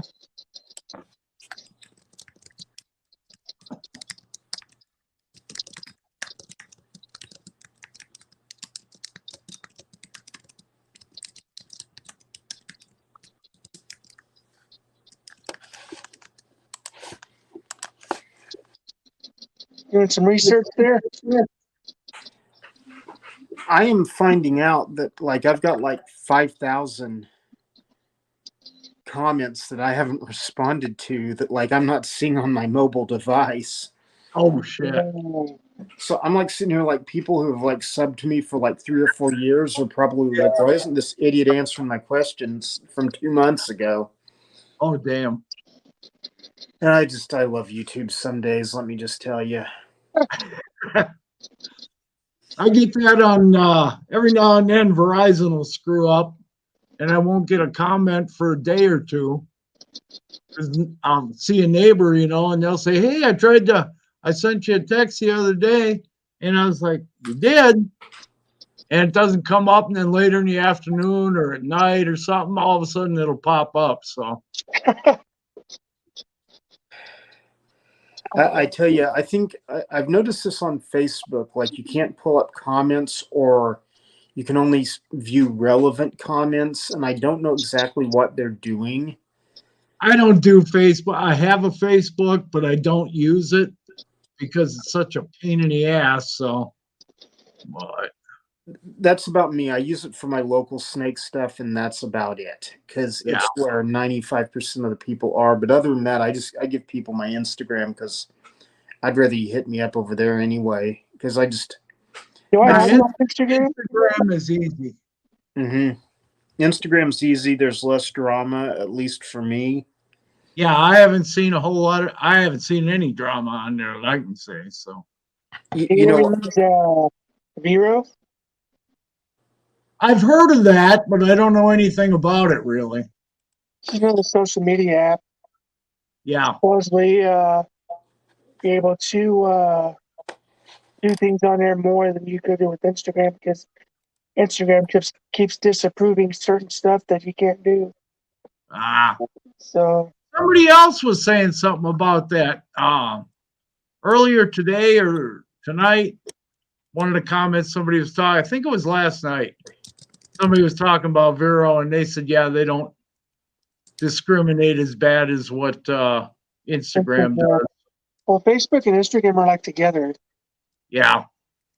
Let's say, How do for an example, if I was to go put a snake up for sale or something, Instagram sees something or someone reports it, and Instagram sees that, I get a warning or my post gets removed. shit. Eden, there's the link if you want to come in. That's why I say Vero is better if you want to do stuff like that. What up, Eden? I think by next year I'm gonna buy some shipping boxes. So if I get any eggs and some babies, then I'll be able to send some people whoever's interested, depending on what I have, you know, how many I have and what their sexes are. Send them off to people whoever wants any to buy. Well, the only reason I got into ball python again, See I what haven't I'm going. I haven't had them for 30 years, but I won that one on Kurtwood's channel. So I took that one. I thought, heck yeah. Who But knows? You may want to go back to it. I don't know. yeah, well, I got enough with the Gila monsters and what I want to do with the emerald trees. So, but, and like I say, I'm getting old, so I don't need to collect reptiles like I did years ago. So this male that I got from Kurt's just going to be a pet, basically. Gotcha. Yeah, I got the one hypophyte I showed you, which is the hatchling rack. It's a 18 tub rack, and then right next to, of course, it's the big adult rack. And right now, there's only 2 empty tubs, but the one of those tubs is going to be for the hypophyte once she outgrows the one she's in. Ah, And right. then I'll have one more left, which will be at the very bottom one. And I think I'm going to do clown with that one because I only got 3 visual clowns, and the rest of the stuff is all pied stuff. Yeah, I'll probably go for another 45 minutes tonight, and that's about it. I'm not gonna stay on like I did last night because it was 4:30 this morning when we got off. So Yeah, I'm not going to stay on very long yet. I'm going to probably get off here shortly. So I'm going to be on for a bit. I've nothing else going on. Nice and cool weather outside, doors wide open. Right here. I don't know what the temperature is here right now. Let me check. Last time I checked, it was like 71 degrees. It's probably Yeah, down to like 69, 70. we're at 49, so What'd you find, Daisy? Come here. Come here, girl. Oh, she's in and out the door. I don't know what she's doing out there. Probably getting into no good business. 2 nights ago was the first time I've closed my windows all summer. So, like I say, we got down to 44. It was pretty damn chilly. So, Oh, yeah. I think the lowest that's been in here last year was like 5 degrees. yeah, I don't know if we even got below zero last winter. I don't think we did. 2 years ago, we got down to negative 1 degree. Yeah, we got down quite. I think we had a couple days minus 20, but I think that was the first I've seen that happen here in Roswell. wow. Of course, it's my first time, one of my first of all. In my whole life, I've never lived out in the country before, so I expected to living out country is more going to be colder out here because there's nothing out here blocking anything. Right, right. Everything's bare out here. Well, I tell you, the past 2 winters in Oklahoma have been kind of unreasonably cold. Normally we get in the 30s, and like you'll have like a cold snap where things get in the 20s Oh man. overnight. Yeah. And that's like really, really rare for here. But the last 2 winters, it's like we've had single digits and -5 and stuff Jeez. during the winter. And I think it's the weather patterns. But I'm just like I'm dreading winter. I hate winter. I don't mind fall. I absolutely hate winter. Yeah, winter gets to be kind of a pain in the ass. Oh yeah. anymore. Hmm. And So I've been in some nasty winters. You know, I grew up right next to Lake Michigan, Wisconsin. So there we had lake effect shit, and you'd get 3, 4 feet of snow in a night. And then you spent the next couple of days trying to dig everybody out. And then when I lived up in uh shit up near Steamboat Springs, Colorado, and shit, that was common to get 4 feet in a night. Right. The cold up there was so bad. I remember when I worked at the mine up there. Shit, we come out one morning at 2 in the morning when our shift ended, and it was 69 degrees below zero on the bathhouse thermometer. jeez. And my truck just barely started. But So Eden says I'm from Roswell. I say, yeah, I'm from Roswell. Eden, where are you from?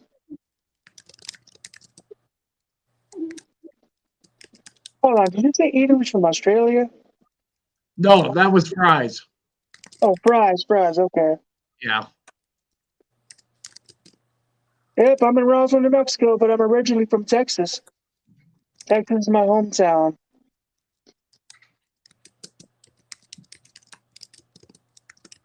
Now the projects, I don't know which projects he's talking about. He's from LA, okay.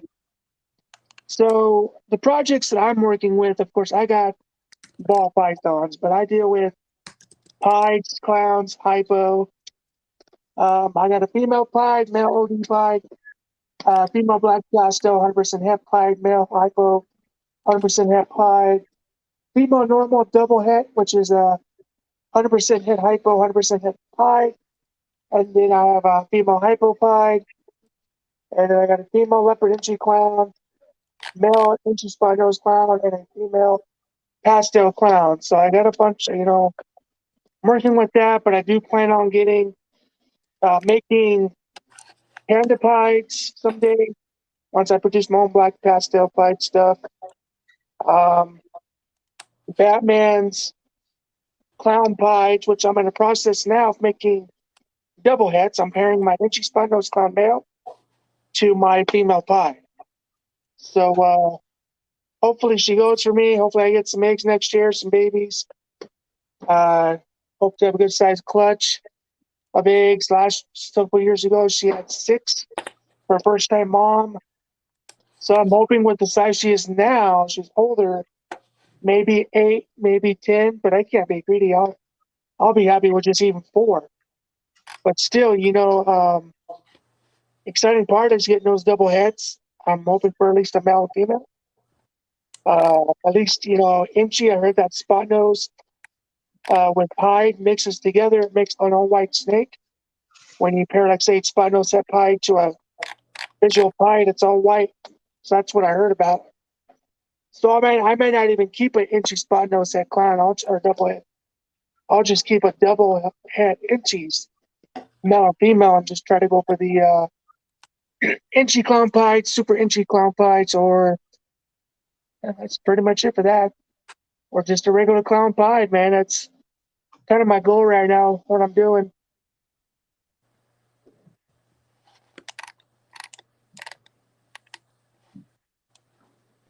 Oh yeah, cool. If you got Instagram, Eden, hit me up on Instagram. It's area_51_morphs. Find me on there, send me a follow, I'll follow you back. If you have any questions, whatever, hit me up on there. I'll do my best to answer your questions, the best, knowledgeable answer I can, that I know of. And you got Todd, and you have Brad to help out too. If you have any questions well, no, I don't know. Todd, you don't deal with ball pythons. You used to, right? I've kept a few rescues. I've kept. I used to keep some Burms. Never got into breeding them. Gotcha. I'm just not a big non-venomous snake fan. I generally kind of am the type that, I like the rattlesnakes and stuff like that. Yeah. It's just my thing. And, it's, just kind of, I've kept like a handful of them, but, never bred them or anything. She's on the truck. Thank you, man. Appreciate that follow, man. I'll check after I'm done here. I'll be getting up here shortly anyway. Probably by 12:30 my time. It's 12:23 a.m. I'm a night out too. I'm probably in bed by like 1:30, 2 o'clock. Just a little after that. I try to get up kind of early today. I got up about 7 or 8 o'clock this morning. I've been up since. I don't really do that. I just sleep in. Try not to, but it happens.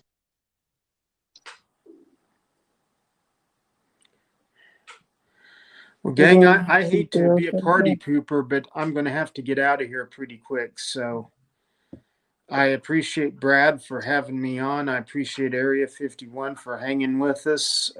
Sir. And I'm going to appreciate you coming in. Hey, no problem, no problem. Anytime I can, but I'm gonna get out of here for the evening, guys. Sure. Like I said, I enjoy talking with you, man. you. Okay, well, I'll see you soon. Okay, take care and thanks. There's Fries. Mr. Fries, how you doing, buddy? How's it going, man? Mate? Good. How are we? Doing good. On my end, I'm doing well. That's good. That's good. That's good. We're doing well here too. Pretty nice sunny day for a Sunday afternoon. Nice. Oh, damn, I forget you guys are like a day ahead of us. Yeah. I think it's generally depending where you live. It's like 12 or 13 hours, about something around that ahead of you. So a bit busy, but had a busy day today. So that's why I jumped on a bit later. Oh, yeah? Yeah, what's been happening? Nothing much. Yeah, fed my healers tonight. They had a little dinner party, so. Yep, that's good. That's good. They're just finishing up. I'll leave their light on for another hour. Yep. Let them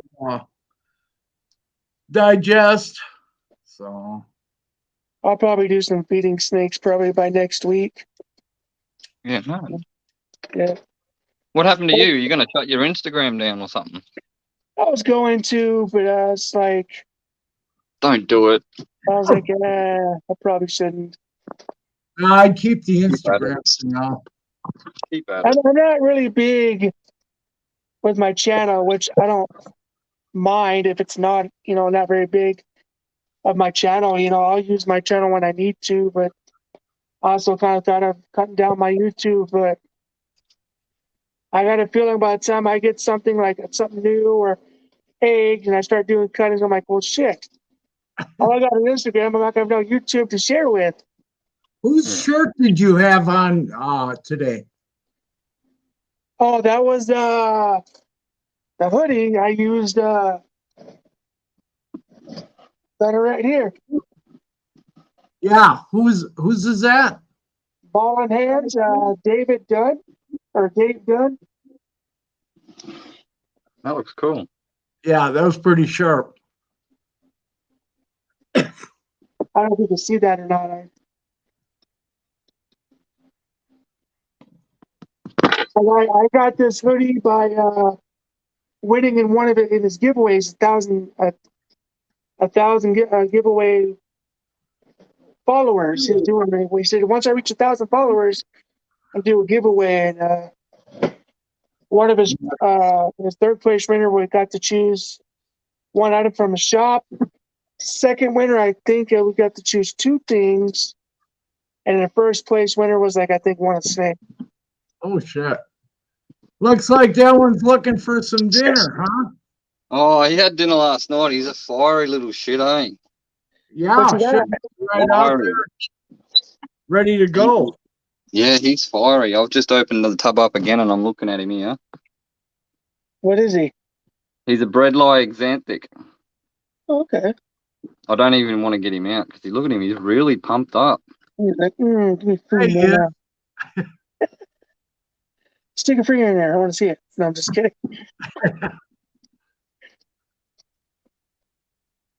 Gonna bite you. Bink. No, he backed out of it. He's like, no, I'm not interested. He learned better. He knows better. Don't bite the hand that feeds you. That carpet bug bite. Nice. He Nice. figured he I'll could show try you. to. I'll show you another example. Carpet python. What's that? He I was figured reading he could try Eden's to. comment. He thought it was a carpet python It or is. something. Carpet python, Okay. exanthic breadline. That's the female. It's And nice. she's pretty cool. So I'll Nice. show you an albino over that. Where's my albino? Oh, that's right. Yeah. Let's see. Oh, you in shed? No, okay, I'll leave that one because he's in shed. I'll pull out the other one.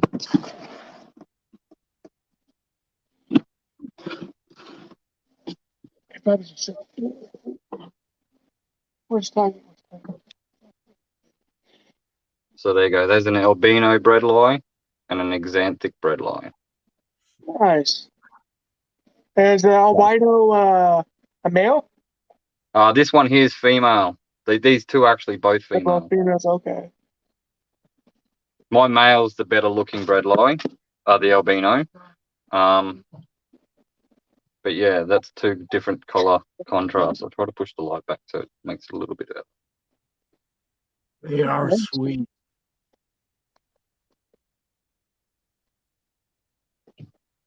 So that's just two little snakies. Got a heap of little snakies here I purchased recently. Just for better breeding for next year and the year after. And I always wanted one of these in my collection, an exanthic. Love them. I just think they're hot. That's pretty.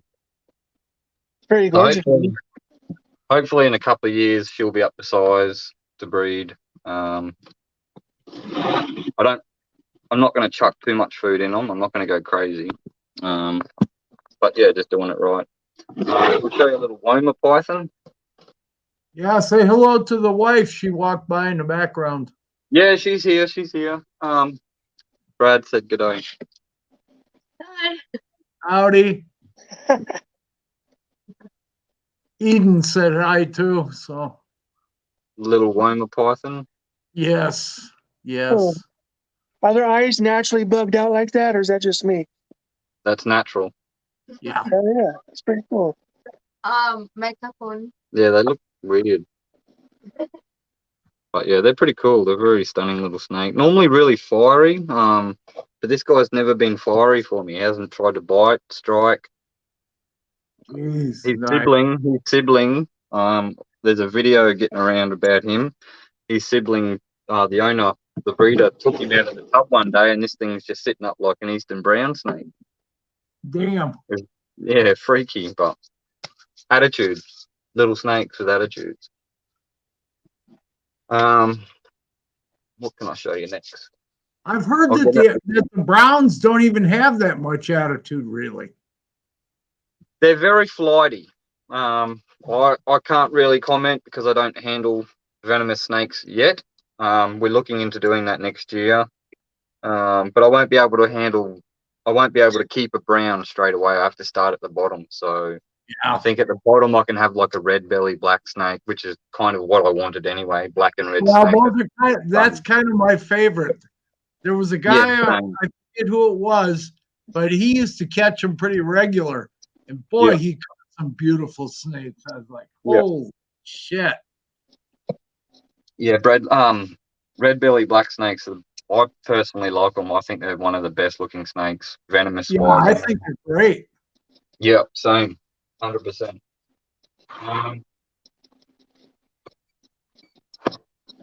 So this is a zebra jungle carpet python.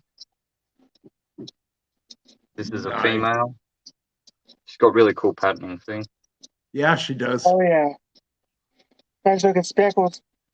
Yeah, yep. And then the top half is like goldy, stripy. Oh, she's fluorescent. No, she's a beautiful snake. So we're going to try to pair her with an albino next year. Oh if man, that'll be sharp. Yeah, so I'll show you. How much do they need to weigh? How much do they need to weigh, and how old? Well, so this one here, this female's 3 years old. I purchased her off a friend of mine. So she's a little small. This male here is only 2.5 years of age, so he's way bigger. So he's going to go down in size of food, or lack of food, should I say. He'll get fed less, and she'll Yeah. get fed way more. And then they will be paired next year. Heck yeah, man. And they do live birth, right? No, they do egg birth. So I got to incubate. But yeah, so we're going through snakes right now that we've got clutches coming. I'll just put these back and I'll show you. Snakes everywhere. Yeah, we've got heaps of snakes, mate. I think we've got about 20 something snakes. Nice. I do have green tree pythons as well. So I'll show you a big Darwin albino. I'll just turn that. I'm a Can you little see small him? breeder. I only got 9 snakes. He's a big boy. Jeez. So I've got this female here in shed. She's gravid. Is there a lot of people, Chris, over there breeding it and making albino chondros? Chondros. Well, nobody here does it. It's highly illegal. Here in the hobby, it's very shamed on. I'm probably somebody that would like to try it in the future. Carpondro, I'd love to do it. I have really good specimens to do it, but I don't want the hate, if that makes sense. No, just not carpondros, just regular green tree pythons in albino. No, I haven't seen one. I've never seen No. one. I've seen blue ones, but that's just hormonal. Yeah, I've seen a lot of different blues, but I know that somebody over here in the States is doing it, but they're keeping it kind of hush hush. So this one's a caramel xanthic albino. She's bred to an albino male, so we'll find out if she's xanthic or albino. Sweet. That's always fun about breeding snakes, that you don't know what they got. And you breed them out, and you're like, hey, they bred it out. Yeah. So my breeder, the guy who bred that for me, you guys would have heard of Joe Ball. Joe Ball, he created a big carpet python morphs. He's played with things. He's big. He's a pommy, and he lives here in Australia. Anyway, Joe Ball brought this collection of snakes off a guy called Wayne Larks. He created the Moonglow project, and so that's white snake, a white carpet python. It's got 3 genetic genes in it. And so he made the first one. Joe Ball bought a couple of them. Joe Ball played with them. That's how you got these albino bredlows. Anyway, long story short is my mate, my tattoo artist, brought the Moonglow collection. And so that caramel snake that I just showed you at the bottom was the first clutch that he ever produced. That was sold to me as a super caramel. So super caramel, I paid a lot less for it because at the time we didn't know what it was. And then a couple of months later, he's like, that's a super. I'm glad you brought it. At least I know where you live. I'm like, you come around anytime you want, check it out. You're not getting it back. Just Yeah. Heck yeah, man. But so hopefully this year, if like realistically, she should, with the genetic gene and the way it's percentage, she should give me a white snake. And then I can work and make the better white snake out of that. We've Like got I can go buy a Moonglow. Oh, nice. I can go buy a Moonglow for $6,000 Australian for one little carpet python, and then breed it up to be a big breeder. Or I can do it myself. I'm already nearly there. So may as well just keep pushing what we got, and keep the money. No, I don't want to spend $6,000 just yet. Right. And if I did it would want to be something really good. Just saying. But yeah, no, we haven't been a bit quiet lately. I've got some good goodies. We've got some goodies from Smart Herp over here in Australia. They sent me some new lighting, so I did a reel on it the other day, and at the moment I'm just playing with my lace monitored cage with it. I'm not going to show you because I'm still playing. But in a couple of days I'll do a bit of a review on it. So I'll make some videos and content. That's all I'm doing at the moment, just working and coming home and playing with the reptiles and family. Yeah. Shot. We've got That's all you can do, right? several people over here in the States that are making carpondros. And it's still here in the States, just like it is over there in Australia. You know, it's kind of frowned upon by a lot of people, but there's a lot of people that want them. Yeah, that's right. I personally like them. I don't mind them. Like, they look pretty damn good. But oh yeah, I don't know. Yeah, like, if they become out and like if that actually becomes something that we can do over here, I'll definitely look at it. It's something I've already got two really good green trees, and I've got the albino, so you know I've got two different types of albino, so it really could work nicely. The guy over here that was talking about it was Gary Schiavano from GS Reptiles is his channels.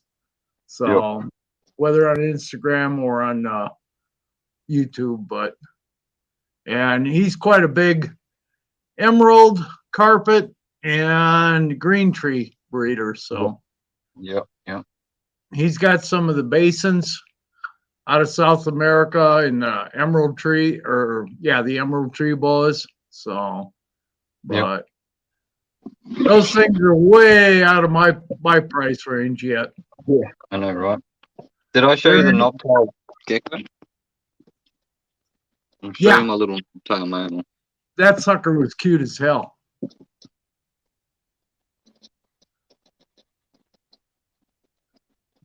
Hey, buddy. It's like he's got eyeliner on. It's really hard trying to turn him. I'll just try to pick him up. Come here, bud. Well, Mr. Fries and Brad, I'm gonna go and get off here, man. It's nice meeting you, Fries, and yeah, you too, mate. Out here. I'll follow your page, so keep up the good content. Well, thanks, man. I appreciate you, man. No, that's all right. You know, we've got to support each other around the world, no matter what. Oh God, yeah. Otherwise, we're going to get all the haters just take over and think they run the show. Yeah.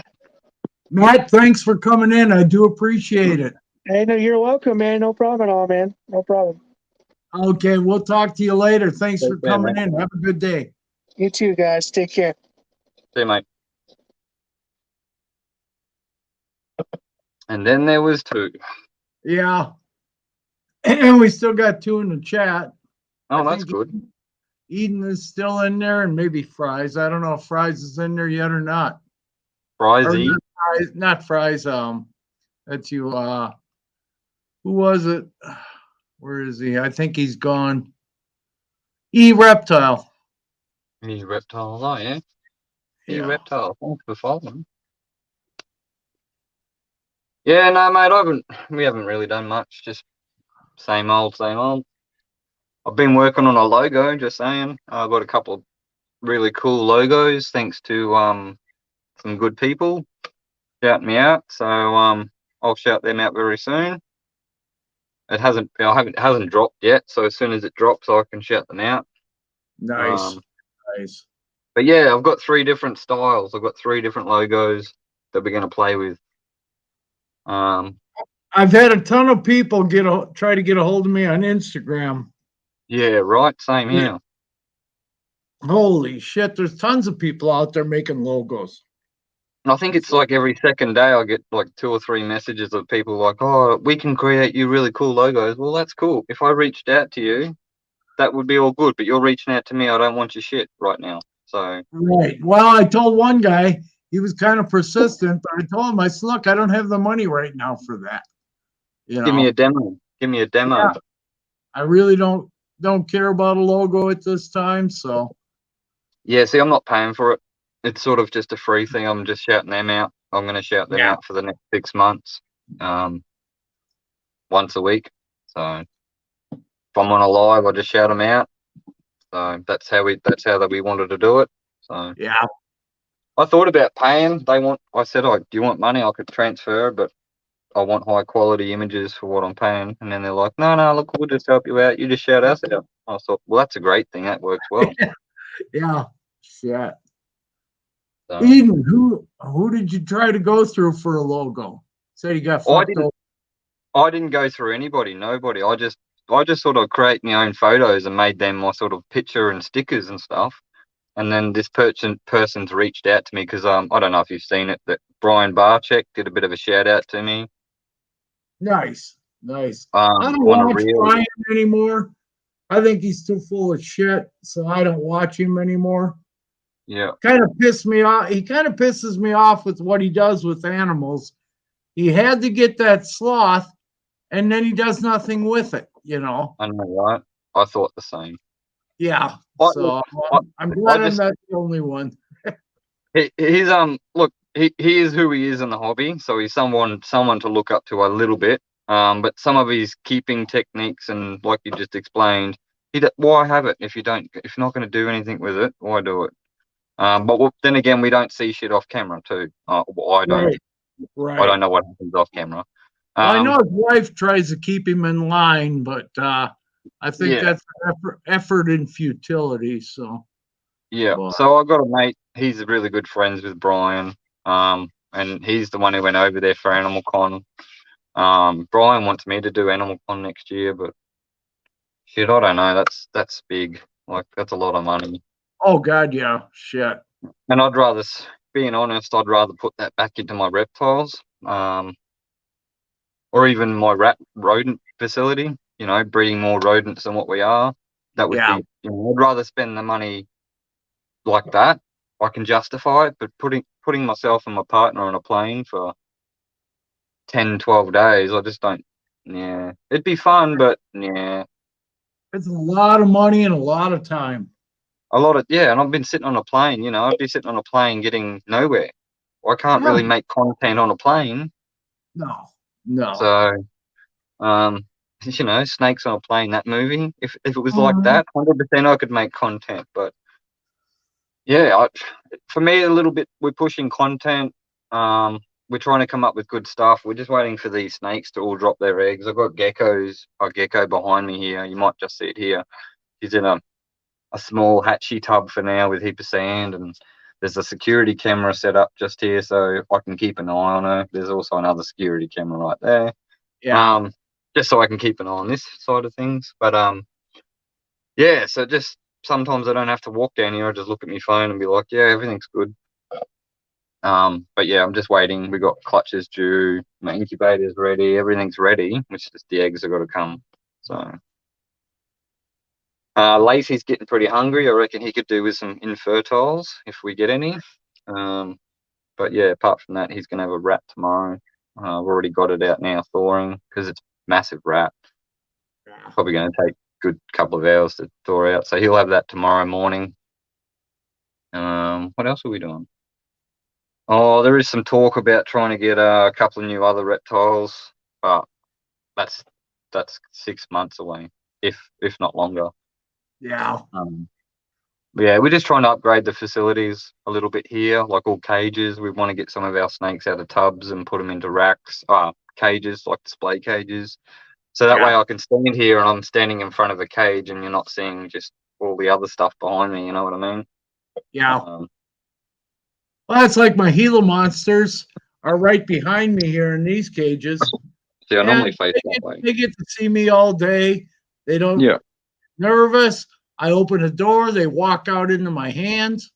So You can't really see him. He's hiding. He's sleeping. Lace monitor cage. Indoor lace monitor cage. nice. He's up in that corner at the moment asleep. I can show you a turtle. He's got to have a clean out. Heaps of guppies in there. What kind of turtle is that? That is a clay river turtle, so an Australian species of turtle. They're not too bad, actually. People said to me, "I don't get a turtle; they stink." He doesn't stink. We clean that out every once a month, maybe every 3 Yeah, weeks. that's pretty good. Yeah, I used to have fish tanks, so I try not to let things get yucky. But I know turtles like shit water, so I personally don't like looking into shit water. Right. So the turtle gets cleaned all the time, whether it likes it or not. It's aesthetically pleasing for me, and it's probably nicer and healthier for the turtle to drink. So Yeah. Well, I know a lot of people over here like those fly river turtles. yeah, yeah. Oh, we can get them over here, I believe, but I'm not sure. That'd be pretty cool. They're out of, I aren't they want out a of snapping turtle. Indonesia and stuff? Indonesia and China? Yeah. Yeah. I would love to get one of those snapping turtles. I reckon that'd be cool. They got like the They little are worm pretty in neat. there. Years ago That when would I be- was a kid, I had a baby alligator snapping turtle. Yeah, right. And I've caught those when I was a kid back in Wisconsin. Usually in the fall they hatch, and you'll see them all over the place. Yeah, Temperature will right. be just barely over freezing, and they're making a mad dash trying to get in the ponds and stuff. So Yeah, that's they cool. dig down in the mud for the winter. But Oh, that's cool.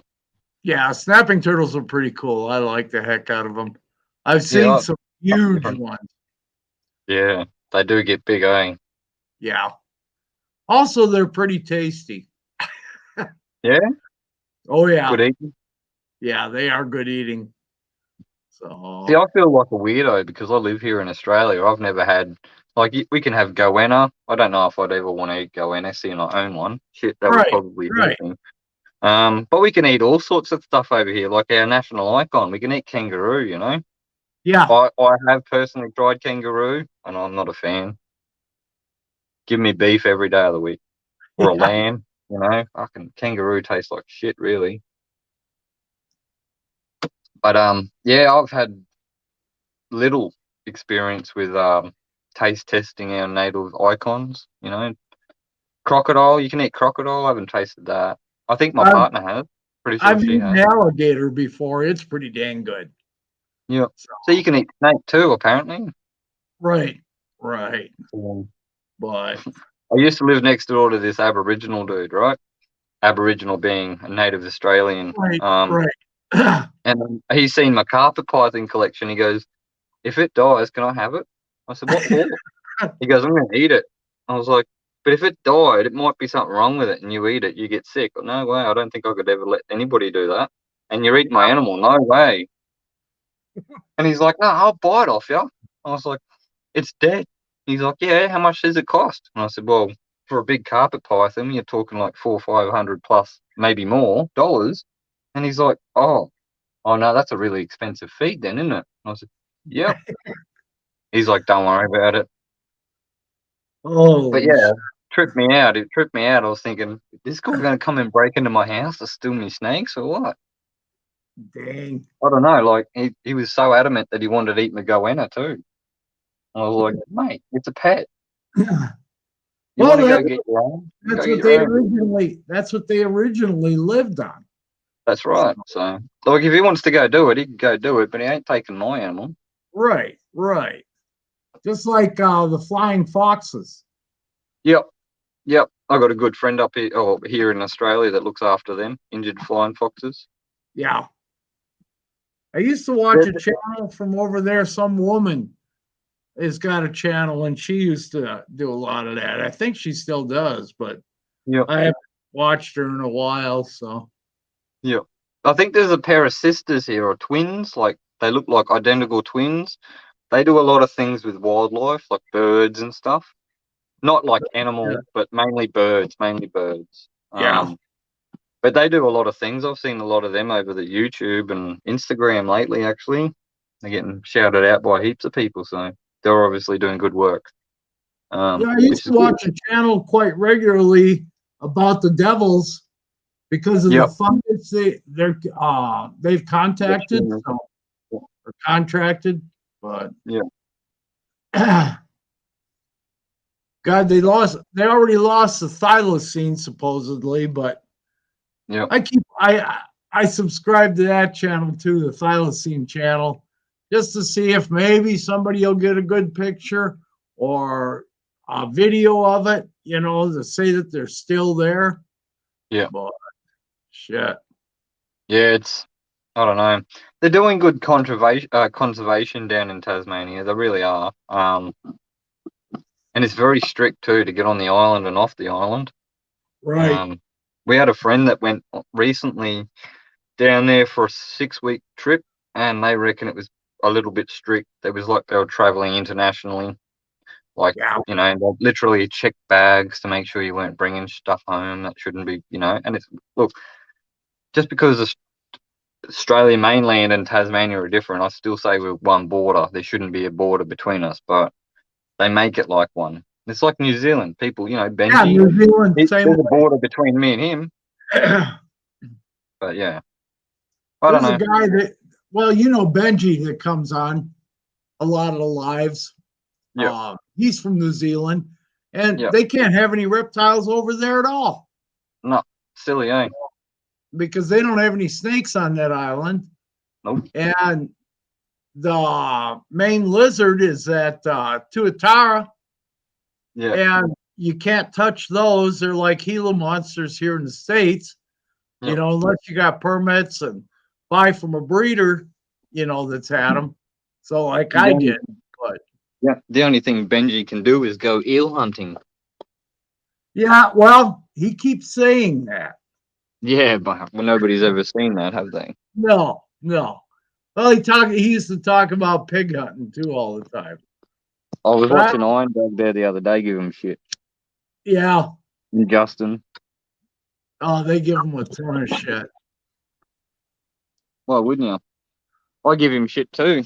G'day, mate. He's like, we don't say that over here. Oh, well, g'day, mate. Yeah. Oh, shit. Benji's I think he's had way too much dope over his lifetime. So Yeah. I think he smoked way too much of that The stuff. amount of money that he spends on that and guitars. Yeah. Oh. Well, the people here in back. the group, they started a box they were going to send me. But after they see how much money that he spends on guitars and stuff, I think the box is kind of over. So, yeah. But, which is a shame that he can't go out and buy a decent phone or computer because it's not that expensive. He spends more on a guitar. So, you can get a phone for like $300 Australian, which is virtually the same money in New Zealand. And honestly, it's probably on par with the phone I'm using. And I'm using one of the latest Samsung phones, Yeah. They're just a mimic. Yeah. They're not an actual big brand like Apple or Samsung, but they do the same shit, just half the price. Yeah. So I don't see why he can't do that. But anyway. Well, he doesn't want to. He wants to waste his money on pot and on guitars and amplifiers. Shit, he just spent probably $1,000 or more over there on a couple of new amps. Yeah. And it's like, holy shit. Yeah. It's crazy. Look, I'm not talking shit about Benji. I like him. He's cool, but he's got to get a reptile or he's got to do something if he's going to hang out on the reptile chats. That's how I see it. If you don't have a reptile, why are you here? Yeah. And that's not being rude, but I know what you know nothing about reptiles. You know more about guitar strings. Why are you in this chat when we're talking all about reptiles and stuff? Yeah. And then you keep dropping in and out. Like that's just annoys the shit out of people. Oh God, yeah. Yeah. That's all I'm saying. I'm not picking on the bloke. He can keep jumping in and doing his thing, but I just think personally it's a bit silly. Yeah, I like the shit out of Benji. He's a character. I do. Yeah, he's a good guy, but yeah. Well, he can be. You got to slow down a little bit, I reckon. He just got to straighten out his priorities a little bit. That's the word. Straighten out the priorities. Get his shit sorted. Yeah. So, and I don't know how many friends he's actually got over there. Yeah. I don't know. He's got a lot of friends on the socials. Yeah. Sometimes I But think he doesn't have that many friends, so he hangs out, with the reptile people. So, and I don't know what he's done in the past or anything. So, other than yeah, his stories, yeah, yeah, yeah. Look, I've got nothing bad about Benji. He's cool. nah, Just I wish nah, we wish he could get a reptile or move to a country that he can own a reptile because he's always in our chat. So he right. knows about reptiles now. Hopefully. Well, I think he's learned a lot about reptiles, especially ball Mhm. pythons. But I've just by watching all you guys over in the States, I've learned a lot. Sometimes I write stuff down too, and I know that sounds silly, but if I like something and you guys are showing it and you say what the genes are, I write it down and think, well, if I ever go to America, I'm going to look for one of them. yeah, You know what I mean? Not that I could bring it home, but shit, if I could howdy, go find Robbie, it, how buy you it, doing? and leave it with someone, I'd be happy. Yeah, But I'll yeah, I post don't the know. link. I'll post the link again here for Robbie and see if he wants to come in. Yeah, see if whoever wants to come in. Yeah. But I yeah, can show off some snakes I, again. I love the shit out of Benji. And the guy Yeah, is same. talented. He's Yeah, extremely talented. 100%. Oh God. I love listening to his stuff on Yeah, IG, yeah, because he posts on there all the time. And the yeah, guy is good. I mean, yeah. shit. I reckon instead of being on IG so much, he needs to start getting out into the pubs and clubs and making money, doing proper band sort of work, and then he's going to make a lot more money. He's going to Oh grow God, yeah. huge, you know? Yeah. Fuck it. Then you'll see Benji on a world tour, teamed up with some other big band as a supporting act, you know what I mean? I think he His, could do it if he wanted to, I think so. Yeah, I think so. If he's got to put that head to it, though. Yeah. If he doesn't do that, well, he will obviously just continue what he's doing. But if he really put his mind to it, he could go a long way. Oh God, yeah. Because he And sends me, he would have all our support, obviously, because he's yeah, built trust and and he's friendships with everybody. everybody I know on this community has watched his stuff on either Instagram or YouTube from time to time. And the guy is fantastic. He's extremely talented. Yeah, I I just like hate to Benji. see people waste talent like that. Yeah, well, maybe we need to have a private chat with him and kick him in the bum. I don't Get him know into if gear. that's very good. No, probably in here and Mainly, out there. yeah, mainly because he doesn't need the money, but he enjoys doing that stuff so much. God, I'd love to see him on, Yeah, go, international, even just national, yeah. and he used to Tours do of that. New Zealand. That would be great. Yeah. That would be great, actually. Yeah. I think he'd be fantastic. He would, and he's got, like we were just talking, he's got all the equipment now. Like he's got good guitars, he's got good amps, Oh, God, he's yeah. got a good vocal. So all he needs is to pull his finger out and show himself off, Yeah. get Yeah. himself out there. Hashtag Let's Go Benji. I would love to see it. Yeah, me too, mate. No, Robbie, he's not misunderstood here. We're not talking him down at all. No, we're not talking Benji down. We're just saying what he could do with his future if he wanted to. Yeah. He could be something really special in New Zealand. He's talented musically. Very much. Very And to much. be honest, listening to all us in the reptile chat, he's probably very reptile smart now too, which is good. Yeah. But because New Zealand just won't allow it, it's like Australia. I can't import and export your reptiles. It's the same as New Zealand. They're actually worse than us. Half of their zoos don't have shit from America. Just saying, because they're paranoid about it. I keep hoping someday that Australia and the US will open up to each other and let stuff go back and forth. Yeah. Me too. Because half of my followers on Instagram and Facebook are probably UK, US followers, or out of Australia followers. So Right. for that half of people, the only thing I can offer you is merchandise. We're working on that at the moment, but it's very exy to get. You got to order so many, It's just, yeah, it's fun, but like that's the only thing I can offer people right now until borders and laws change, if they ever change, then that's the only way I can sort of show you support. Because send you a shirt and a hat and a stubby cooler and stickers and whatever, but I can't send you reptiles. I can't even send you a snake shell, No, because it's still part of a reptile. yep. If it was in a jar, maybe. I watch a lot of that. What do they call it? Australia border something, Yeah, border security or something. Yeah, border security. And I Yep. watch that channel quite a bit, and I was like, holy shit. And you guys got your problems with the Asians over there because of the language barrier. Yep. So I watch these people try to bring stuff in, which makes sense to me, not trying to bring it in, but they don't understand. Yep. And so they got interpreters sometimes, not always, but yeah, it's funny. Yeah, it is. Yeah, that's why they made a doco on it. And then like we have another one here. It's called Highway Patrol. It's all about the police. Sometimes these police, they're trying to do an emergency, going through lights with their lights sirens, and these people are just sitting there from different countries. I'm not going to name nationalities, but different people are sitting there and they don't know the rules, and they're like, "What do we do?" And then meanwhile, they're like getting yelled at, and it's funny. It's kind of funny, but it is an emergency, obviously. Yeah, it's a shame that kind of stuff happens, but well, they've all learnt it now. I think that's on if you're foreign and you come here and you've got to learn the road rules and you want to apply for a license, you sort of have to know that.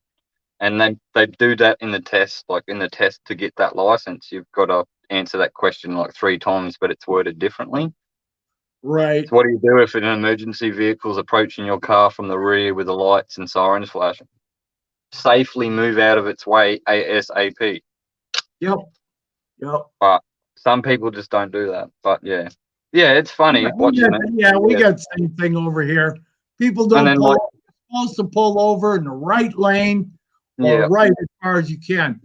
But there's videos out there, millions of them, that show where people want to go to the left, because they're in the left lane. And I had a friend that got a ticket for that. Yeah. So, and they told him, they said, it says in the manuals and the laws, you pull to the right. But people still don't, it's like, holy shit. I'm back up. I asked my buddy when he told me he got a ticket that morning coming into work. And I said, well, what'd you get a ticket for? I know it wasn't speeding because you don't speed. And he says, no. He says, there was an emergency vehicle, cop coming up behind me or something, and I pulled to the left instead of to the right. But he said he could have given me a warning. I said, well, damn, Harold, you should know that. You got a license, so. And I'm just trying to plug a charger in because my phone's going flat quickly. I love YouTube. It takes all the energy out of your phone. Yeah, that's why I use the laptop, because I was on 60% when I started. Now I'm on 10. Lucky I grabbed it. All right, so you can I think I'm about ready to shut this down because it's already 1 a.m. here, so. No, you can shut it down, mate. That's all cool. I just thought I'd jump on quickly. No, thanks. I do appreciate it. God. Every time I see you on Instagram, every time I see you on YouTube now, I try to jump on. Yeah. Just do the good things. Are you going to do any lives? Thinking about it, probably tomorrow I might go live on IG. I just got to clean some snakes. I want to check the snakes if the big carpet's out, and then obviously tomorrow I'm going to dig the gecko out because she was really big the other day, and I haven't seen her for 2 days now. Oh shit! And, but I've looked under the tub because it's glass, I can see underneath. There's like 2 pockets, so I believe maybe she's in one, and maybe there could be eggs in another pocket. So I'm not sure, but she still looks fat from what I can see down the hole. So I might do a live tomorrow and just move some sand and have a look and hope for the best. Okay. Well, I will try to catch you tomorrow then, or later in the day. So I'll Right. try early in the morning for us over here, so it's still early for you guys. right. Yeah. So anything before midday here in Australia is good for you. Anything after that's pretty late, apparently. Like it's late now. It's 5 o'clock Australian time. So Yeah. And it's just 1 a.m. here, so it's 5 Yeah. o'clock. That's 14 hours. So, yeah. but that's All right, okay. And I mate.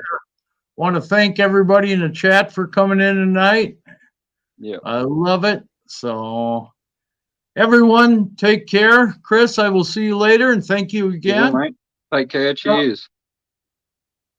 Tell good night from us to the missus. So, Yep. No, she's here. ah, take care. Thank you. You too. Thank you. All right, mate. Take care, eh? Okay, we'll Thank you, talk to everybody. everyone later on. See you later.